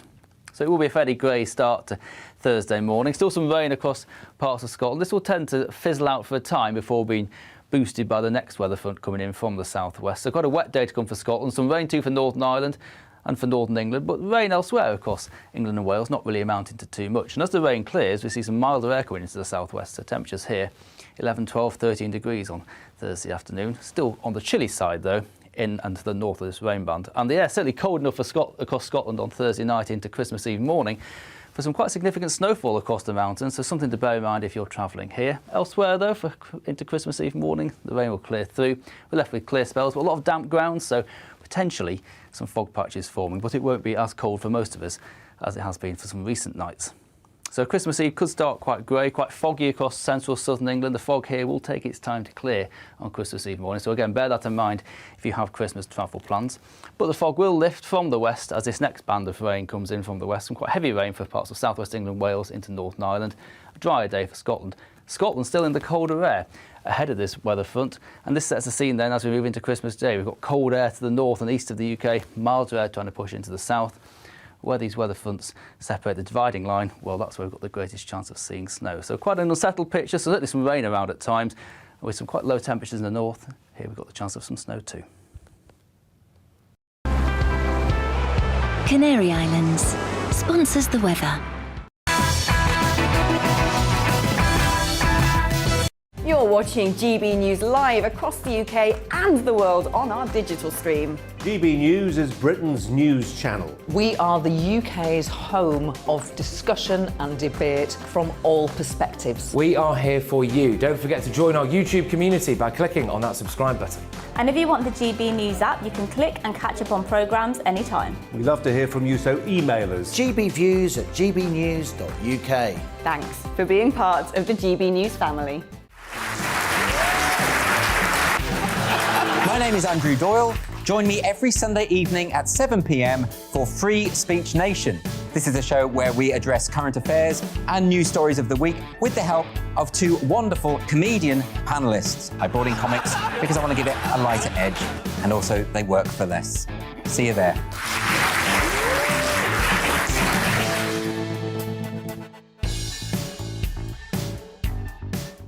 Join my show Farage, 7 p.m. till 8 p.m. Monday through Thursday, and there you will get opinion, analysis, debate, and I'll cover stories that nobody else dares to touch. And then for the last 15 minutes, talking pints. We're over a drink. We have a civilised conversation with someone. We very often disagree, but we do it in a grown-up way. Come and join me on Farage.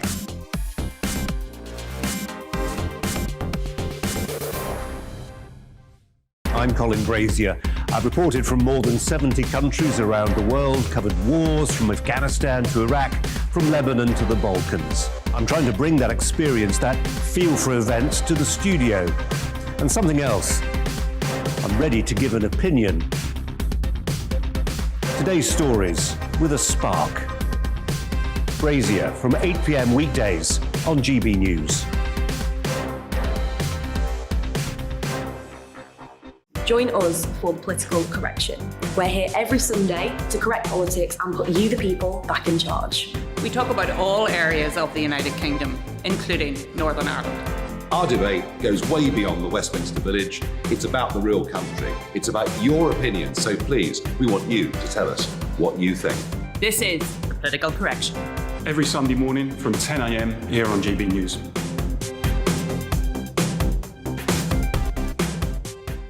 You're watching GB News live across the UK, the world, and our digital stream. GB News is Britain's news channel. We are the UK's home of discussion and debate from all perspectives. We're here for you. Don't forget to join our community by hitting the subscribe button. And download the GB News app so you can click and catch up on programmes anytime. We love to hear from you. Email us at gbviews@gbnews.uk. Thanks for being part of the GB News family.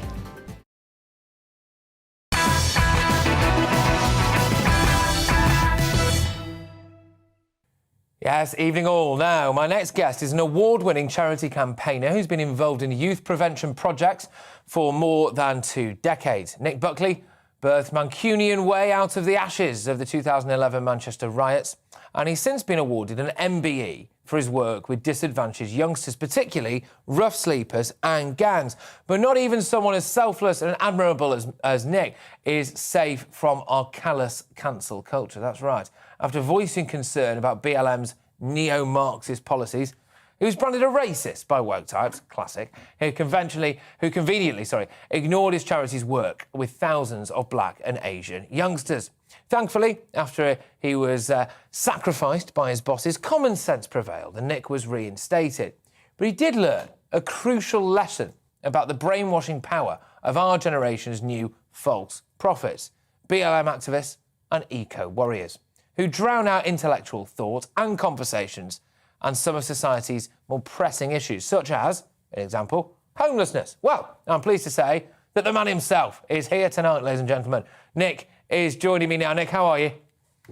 I'm good, thank you, and thank you for having me.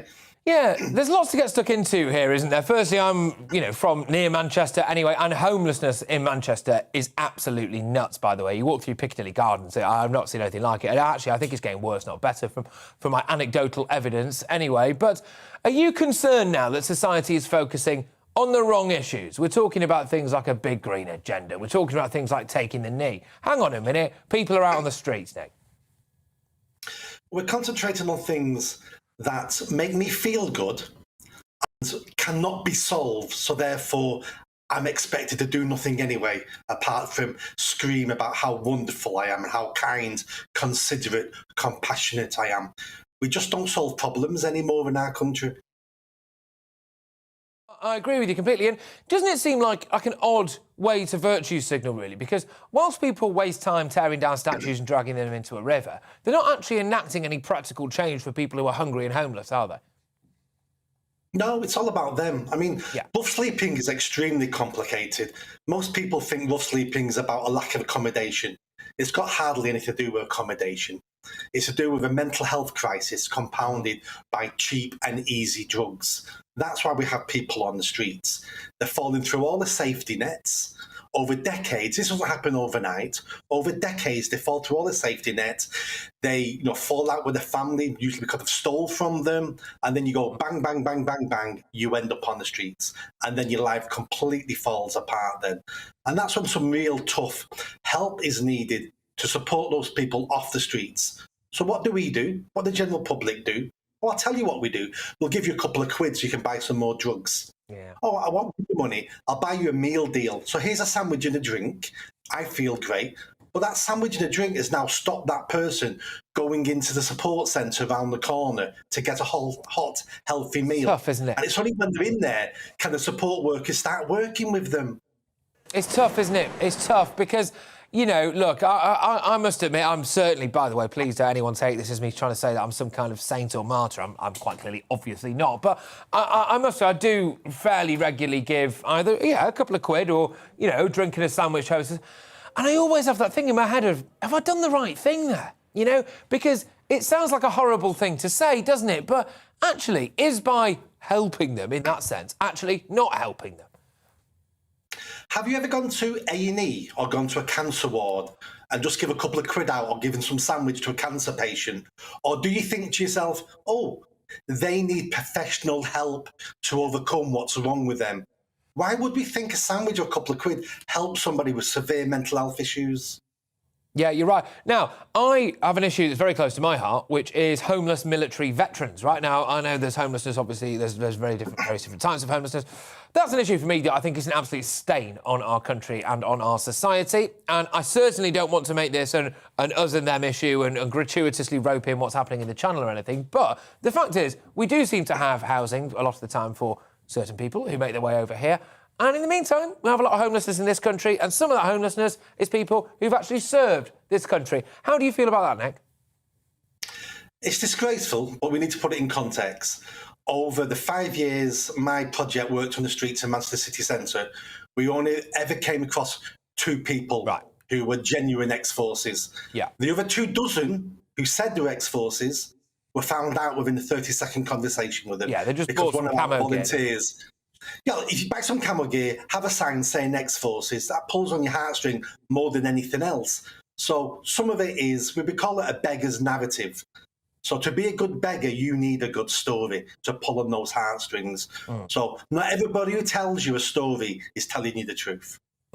Talk to me a bit about the actual cancel culture element of it, just kind of moving away a little bit from the homelessness stuff, really, which is, you fell victim to it. I mean, some people may not be aware of what happened to you. Do you want to just run us through that? Sure. So it was June last year, the height of BLM. There was a protest that turned violent in London, and that's when I decided I don't know much about BLM. So I Googled it.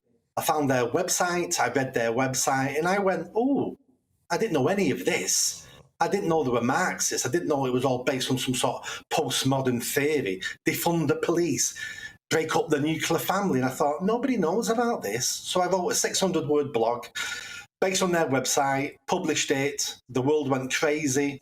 Twitter said I was a Nazi. I had someone... Well, it's game over then, isn't it, Nick? Twitter's got involved, Well, yeah, that's that. Well, Twitter got involved. I was a Nazi. Someone then set a petition up to have me fired. The board of the charity, and I appointed the board because I set this charity up. They panicked. They knew I wasn't a Nazi, but through cowardice, they decided to sack me over email.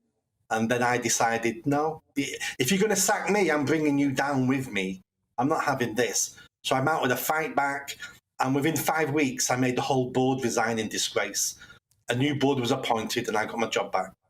Good lad. Well, long may it last. I could talk to you all evening about this, but I think it's a shining light, frankly. Can I just say, a good example, there's a lot of people, right, who, it's very often, isn't it? There are people who walk around a lot of the time spouting whatever it is, the BLM stuff or whatever, say things, silence is violence. That seems to be one of their big slogans. Well, actually, a lot of people are very complicit in the kind of behaviour that nearly ended up in this chap, Nick, losing his job. And in that case, surely, silence is violence. We can't have it both ways. Nick, thank you very much. You're a good man. Stay strong. Nate Buckley there, of course. In Uncancelled. Right now, coming up, how can we trust modellers who are actively ignoring best-case scenarios and Omicron? Spoiler alert, we absolutely can't. Rod Liddle tackles that in Uncancelled. But next, should junk food be treated like cigarettes and given shocking health warnings? I'll get the thoughts of my panel in their media buzz and bring you more of those front pages. Stay tuned, everyone.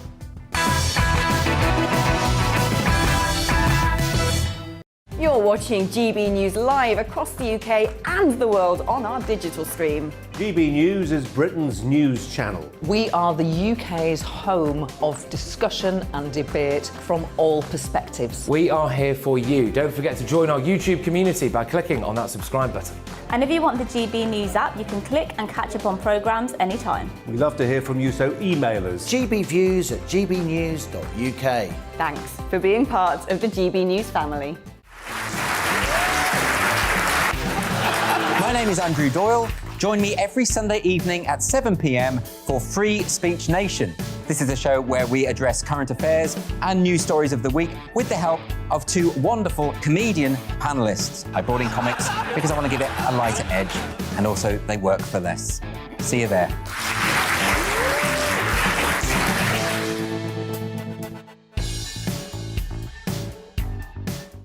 Join my show Farage, 7 p.m. till 8 p.m. Monday through Thursday. And there you will get opinion, analysis, debate, and I'll cover stories that nobody else dares to touch. And then for the last 15 minutes, talking pints. We're over a drink. We have a civilised conversation with someone. We very often disagree, but we do it in a grown-up way. Come and join me on Farage.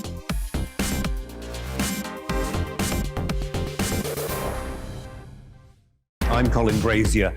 I've reported from more than 70 countries around the world, covered wars from Afghanistan to Iraq, from Lebanon to the Balkans. I'm trying to bring that experience, that feel for events, to the studio. And something else. I'm ready to give an opinion. Today's stories with a spark. Brazier from 8 p.m. weekdays on GB News.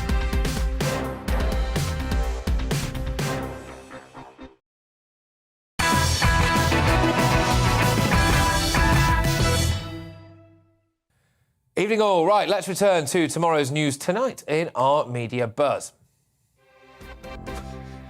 Yes, more front pages have just been delivered hot off the press, ladies and gentlemen. So let's go to The Independent. Now, they're taking a very cautious approach, apparently, to the positive Omicron news as they report concerns remain for hospitals, with cases topping 100,000. Also in The Independent, there are fears that replacing in-person social work appointments for children could lead to some abuse not being uncovered. Serious stuff indeed.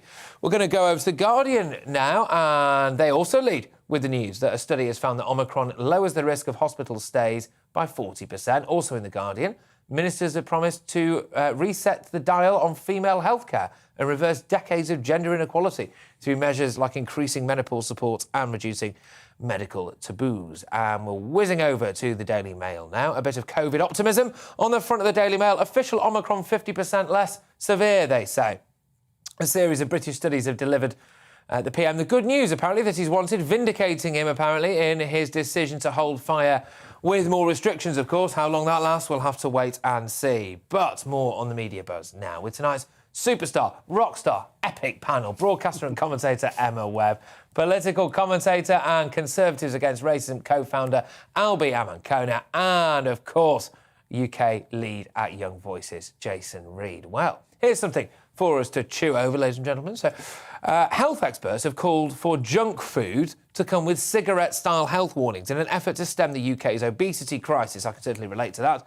Lockdown has not been kind, and apparently I've not got any better now it's finished. But anyway, a study published in the BMJ Global Health Journal suggested that so-called ultra-processed foods, such as wonderful stuff like cakes and cookies and sorry, drifted off there for a minute. Sodas, pizza should be forced to include information on the risk of heart disease, obesity, diabetes and early death. Well, the same way, of course, that cigarette packets carry text and images conveying the risk of cancer, lung disease. We all know the drill. So this appeal follows the announcement in June of a pre-watershed ban on junk food adverts, which is expected to come into force by the end of the year. Right, Emma, I'll start with you. Is this nanny statism? It's nanny state Is it? nonsense, isn't it? The fact that they said, well, you were talking earlier about the infantilisation from the health secretary.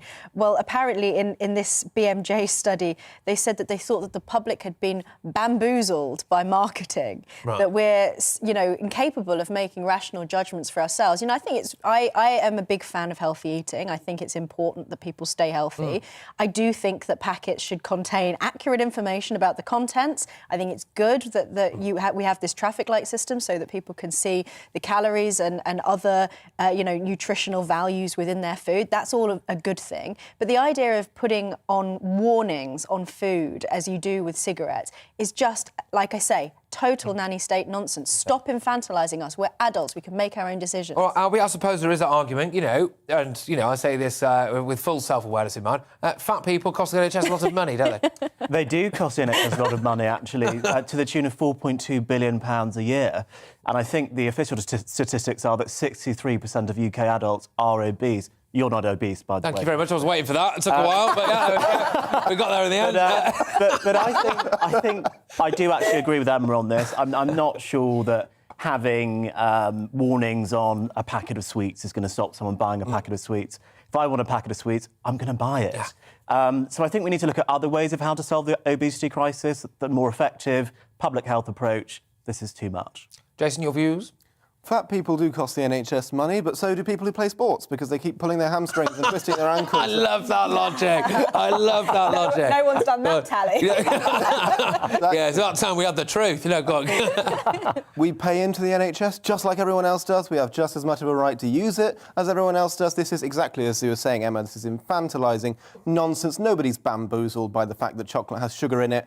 It's just emblematic of this miserable worldview that you're just trying to enjoy, a nice piece of cake or something, and someone pokes their head over your shoulder. Have you thought about the diabetes risk with that? Leave me alone.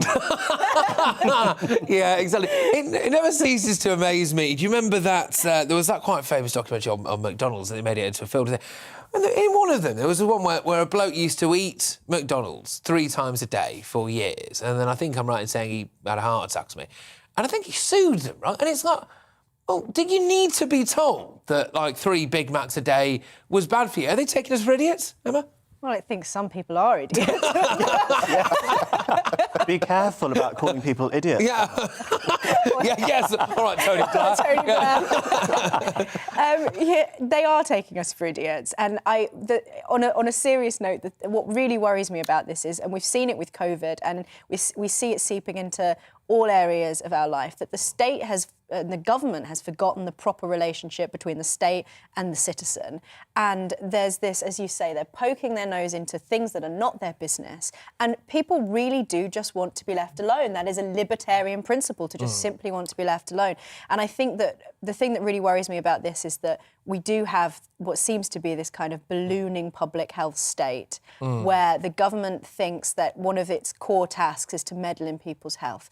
Yes, make sure that people have access to information and are educated on how to live healthy lives, and that make sure that good, healthy food is available. But the way to do that is not by either frightening people into changing their behaviour or trying to nanny them like they're not rational adults. Very simple. Eat less, move more. And there's nothing wrong that's with a slogan. There's nothing wrong with a bit of cake either. Everything in moderation is good. Yeah, Everything in moderation. Where do you stand, Jason, on the fact that we do have warnings on cigarette packages? We don't even have branding now on cigarette packages, just someone with a tumour, normally. So where do you stand on that? Should we not have that, do you think? Well, the data shows in various case studies around the world that people quit smoking when they want to quit smoking, and when they have access to the tools to quit smoking that the NHS provides very well, and that they don't quit smoking because they've learned for the first time that smoking is harmful by seeing it on a cigarette packet. Exactly as you were saying, Emma, this is a libertarian thing, right? Boris Johnson used to call himself libertarian. He used to talk about Britain as a land of liberty. When he was elected to the Tory leadership in 2019, he talked about the need to roll back the continuing creep of the nanny state. And now he's a completely different person. I think the turning point was when he got COVID himself, and he put a lot of that down to his weight, and then he thinks the rest of us need help to lose weight, even though he didn't, which doesn't, I don't follow the logic there. But he just needs to leave us alone. I think if you cut him open, he'd just be 4/5 wheel of cheese and some pork. But, anyway, hospitality workers across the globe have suffered tremendously as a result of this pandemic. So only those with a heart of ice will fail to be moved by this heartwarming video. Get this, ladies and gentlemen. Get the tissues ready. A video of a waitress receiving a life-changing Christmas gift. So Mariah Warner was handed a £450 tip. Might not necessarily sound that much, but wait till you see what the crack is with it. So a restaurant in the US state of Tennessee, exactly the amount that she needed to obtain an apartment for herself and her 2-year-old daughter after fleeing an abusive relationship before Thanksgiving and spending the past month in a domestic violence shelter. Take a look at this. You are kidding me. I can't take this. You're kidding me. No, it's all yours. I live in a shelter, and so I just went to an apartment meeting today, and I had to have $600.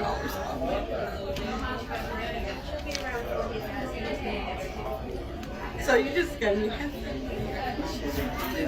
You're welcome.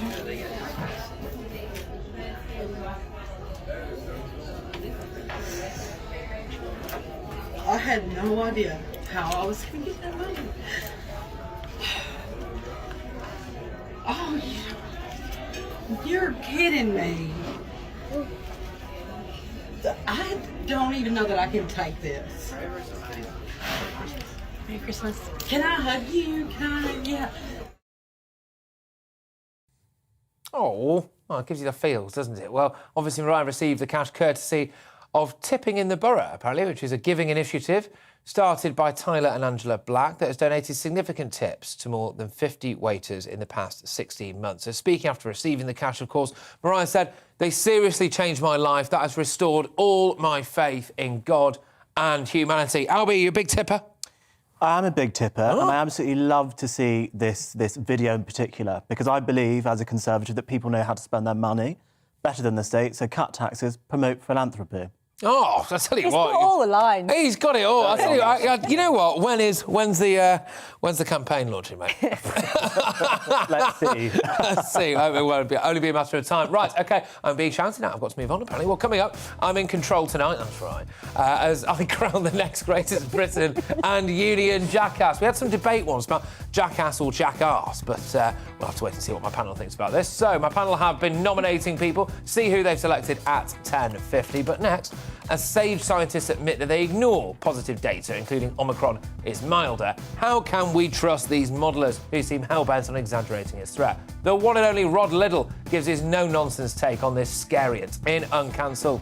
This is Patrick Christys filling in for Dan Wootton. He'll be back on January the 3rd. All right, for some, Dan, here's what you can expect. I'm Dan Wootton. Join me Monday to Thursday from 9 to 11 for the feistiest and most fun news debate on TV, where free speech reigns. I'll bring you a sharp take on the day's biggest stories, bombshell newsmaker interviews, and A-list guests. And I guarantee you, no spin, no bias, no censorship, and no reason to go to bed. That's Dan Wootton Tonight, Monday to Thursdays from 9 on GB News. Right, here we go. It's time for Uncancelled. Yes. Britain's top commentators, of course, speak out on the controversial issues without the fear of cancel culture, which has been sweeping the rest of the media. Now, why on earth are the sage Scrooges ignoring positive data when they make their doomsday predictions? The chair of Sage's modelling committee, Graham Medley, has admitted, very publicly actually, that his team deliberately excludes South Africa data indicating that Omicron is a milder variant.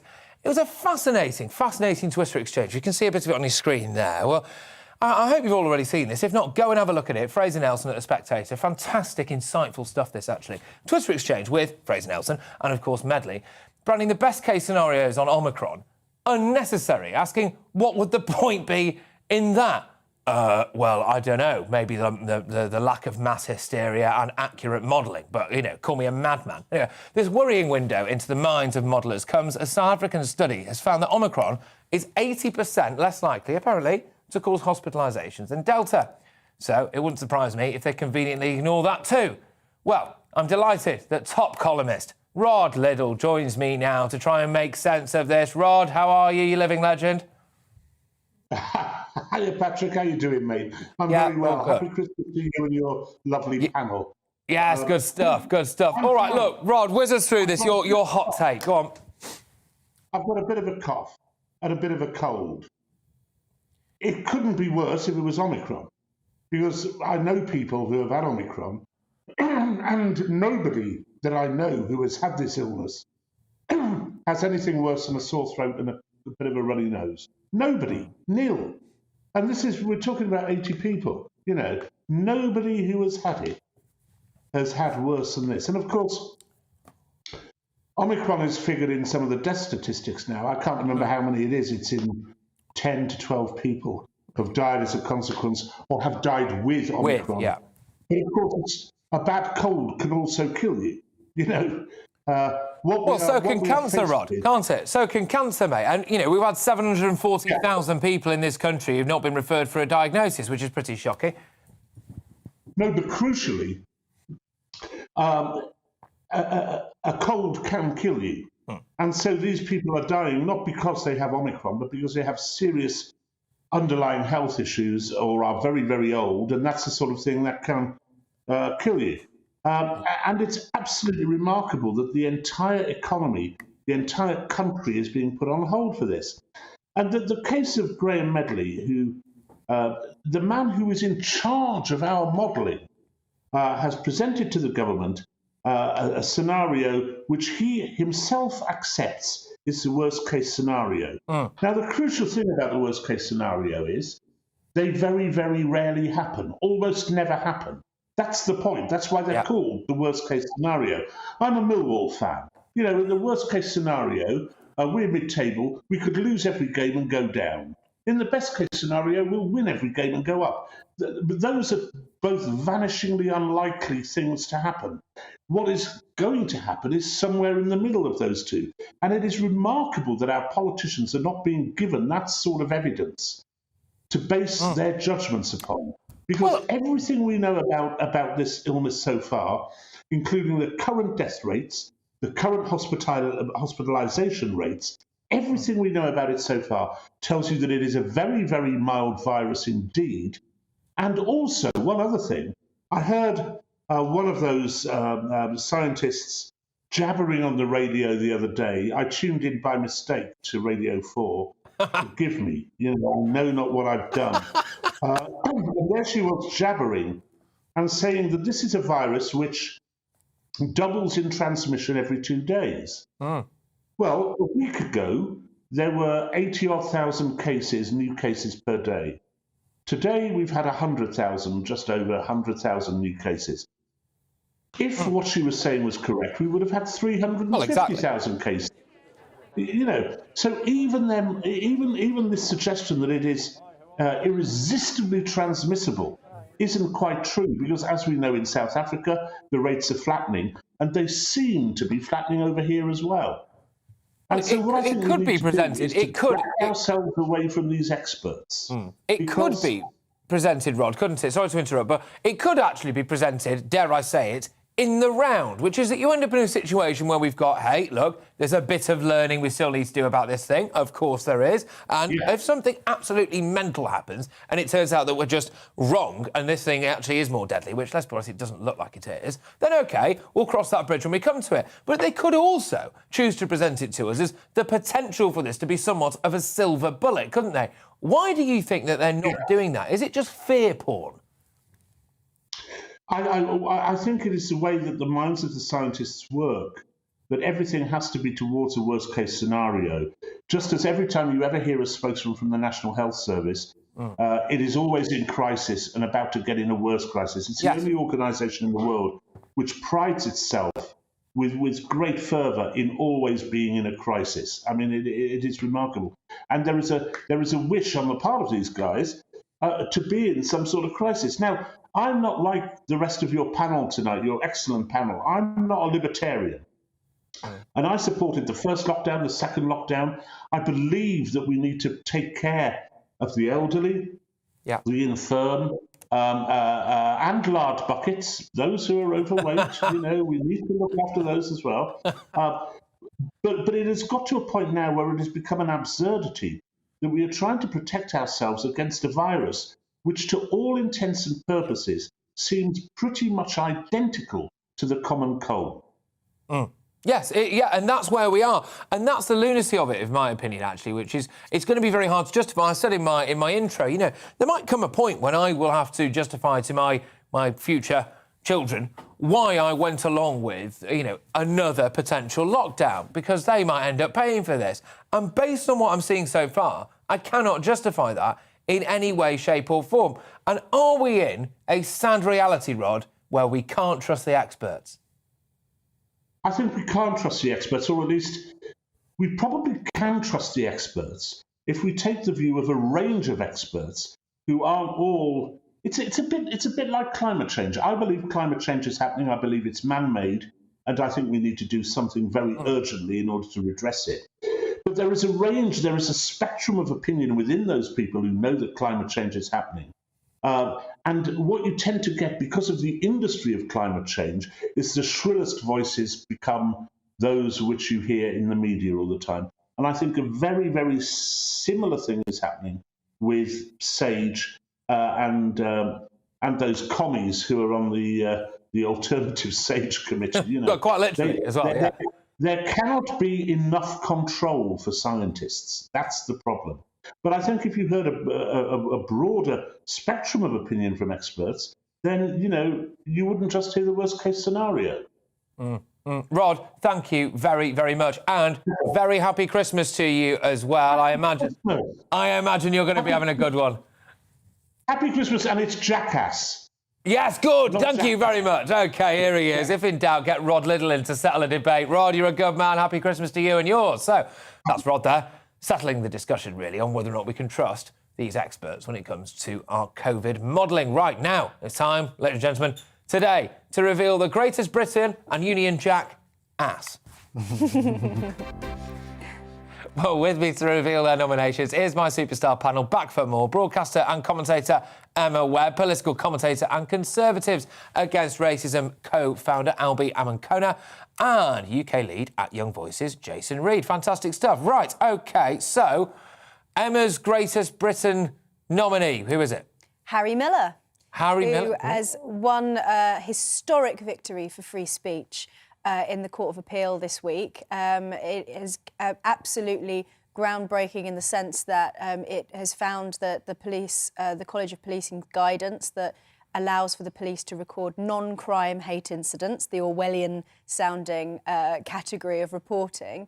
And this is historic because it means that now the College of Policing are going to have to redraw up this guidance. And as we saw earlier, Priti Patel is possibly going to be tabling an amendment very soon, all off of the back of Harry's very courageous and steely fight. So I'm nominating Harry because he absolutely is a superstar. Good shout. I had him on my show yesterday, actually, so, well, very on brand. Albie, your Greatest Britain nominee, please. Controversial one. Now, it's never like me to congratulate a former Labour leader, but my Greatest Britain this week is Mr. Tony Blair. Oh, you can leave any time you like. Well, I'll be leaving very soon. But on a serious note, it's never helpful to insult people.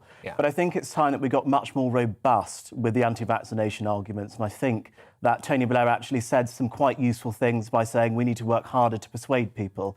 The idiot comment wasn't helpful, as I said, but we do need to get much more robust with anti-vaccination arguments. Hey, and that's one of the things that we love about GB News. Everyone is perfectly entitled to their opinion. Now, Jason, go on, hit me, your Greatest Britain. My nominee is Liz Truss, because reportedly during that million-hour cabinet meeting that they had this week, it seems that she was one of the people who was standing up for Christmas and standing up for freedom over Christmas. I think a lot of us had that sinking feeling where it seemed like Boris was priming himself to rerun last year and introduce Step 2 or Tier 4 or whatever we're calling the restrictions this time round. But it seems that Liz Truss was one of the people who stood up and prevented that from happening, at least for the time being. OK, well, you make a series of decent points, all of you. I believe I now reveal who I think has won, and I am going to go for Tony... No, of course I'm not. I'm going to go for Harry Miller. So, Emma, I suppose you are the winner. I did have Harry on. I think it's a really fascinating one, this. And actually, there's a member, soon-to-be, of this parish, a certain Darren Grimes, actually, who very nearly fell foul of these kind of weird quirks of law, really, which is, in my opinion anyway, pretty thought-policey, right? So, you know, the police turn up and knock on Harry's door, or I think they went to his place of work, actually, and, basically said, we need to check the way you think. And I'm not sure that can really be where we want to be, is it really, I think. So, right, we'll move on to the Union Jackass. Emma, hit me. My jackass is Tony Blair. Hey, there we go. This is more like you don't say more. If there has ever been a better ambassador for vaccine hesitancy, it's Tony Blair telling people that there is evidence in support of something he wants them to do. Oh, that's bold, that's bold, that's bold. OK, all right. Well, Albie, what's your Union Jackass? My Union Jackass is COVAX, which is just simply not fit for purpose. It is sending vaccines which are low on their shelf life to the developing world.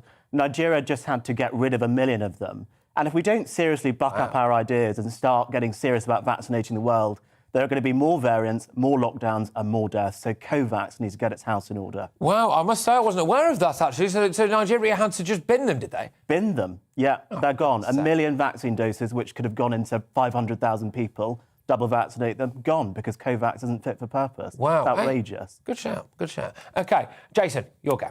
I felt absolutely spoiled for choice with all the different authorities who are going out of their way to make our lives miserable by panicking about Omicron and causing all kinds of economic and mental health issues by introducing new restrictions. I went in the end with the Northern Ireland authorities today, who decided to close nightclubs in the name of fighting Omicron, but it could have been 1 million others. It could have been Mark Drake in Wales, Nicola Sturgeon in Scotland. It's just, my Union Jackass really is panic over Omicron, so you can't not pick me now that It's going to be very difficult for me to choose between these ones, actually. I must say, they are all, I must say, very, very worthy, and I appreciate you coming up with it. I'll just say on that one, Jason, as well, that what's going on in Wales seems a little bit bonkers, doesn't it? Like I said before, you know, you can get fined if you want to go and pick your charger cable up from the office, but you can move your entire office to the pub, and that's absolutely fine. I mean, it does seem a bit bizarre, isn't it? Well, look, it will come as no shock to anyone to learn that Emma has been double jabbed with victory today, because I am going to nominate Tony Blair as my Union Jackass gratuitously. Any attempt whatsoever. Tony Blair might not have said anything, and he'd have still possibly won, in my opinion. Sorry, I'm very blinkered when it comes to old Blair.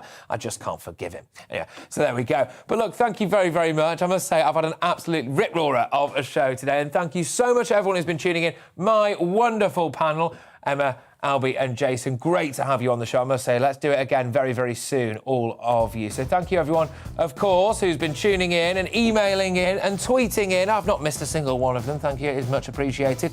I will actually be back on again tomorrow, ladies and gents, so tune in at the same time, same place, 9 p.m. And I've got lots coming up for you over the Christmas period as well. So you'll have to hang fire because I've got some big announcements for you. But yes, thank you very much, everyone. I hope you have a wonderful evening. And hey, you know what? It looks like, just maybe, Christmas is on. So start getting in that Christmas cheer, start building yourself up for it, and let's crack on. But now, ladies and gentlemen, thanks for having me. It's time for Headliners. See you in a bit. It's time to remind ourselves there's always another winter. Canary Islands sponsors the weather. Hello again. A lot of cloud around for this coming night. As a result of this, a little bit less cold than it's been recently, particularly in the south. There is some rain around and the air's still cold enough though for some ice across Scotland as this rain mingles with colder air here. Some snow too for the mountains of northern Scotland. Elsewhere though, any early evening rain should soon clear away to leave a lot of cloud around. 1 or 2 clear spells for central and eastern England, but a good deal of cloudy grey weather to start Thursday morning. And after an early dip in temperatures across the east, well, those temperatures generally coming up from the west, so not as cold, particularly in the south, compared to last night. So it will be a fairly grey start to Thursday morning. Still some rain across parts of Scotland. This will tend to fizzle out for a time before being boosted by the next weather front coming in from the southwest. So quite a wet day to come for Scotland. Some rain too for Northern Ireland and for northern England, but rain elsewhere across England and Wales, not really amounting to too much. And as the rain clears, we see some milder air coming into the southwest. So temperatures here, 11, 12, 13 degrees on Thursday afternoon. Still on the chilly side though, in and to the north of this rain band. And the air certainly cold enough for across Scotland on Thursday night into Christmas Eve morning for some quite significant snowfall across the mountains, so something to bear in mind if you're travelling here. Elsewhere though, into Christmas Eve morning, the rain will clear through. We're left with clear spells, but a lot of damp ground, so potentially some fog patches forming, but it won't be as cold for most of us as it has been for some recent nights. So Christmas Eve could start quite grey, quite foggy across central southern England. The fog here will take its time to clear on Christmas Eve morning. So again, bear that in mind if you have Christmas travel plans. But the fog will lift from the west as this next band of rain comes in from the west. Some quite heavy rain for parts of southwest England, Wales into Northern Ireland. A drier day for Scotland. Scotland still in the colder air ahead of this weather front, and this sets the scene then as we move into Christmas Day. We've got cold air to the north and east of the UK, milder air trying to push into the south. Where these weather fronts separate the dividing line, well, that's where we've got the greatest chance of seeing snow. So quite an unsettled picture, so certainly some rain around at times, with some quite low temperatures in the north. Here we've got the chance of some snow too. Canary Islands.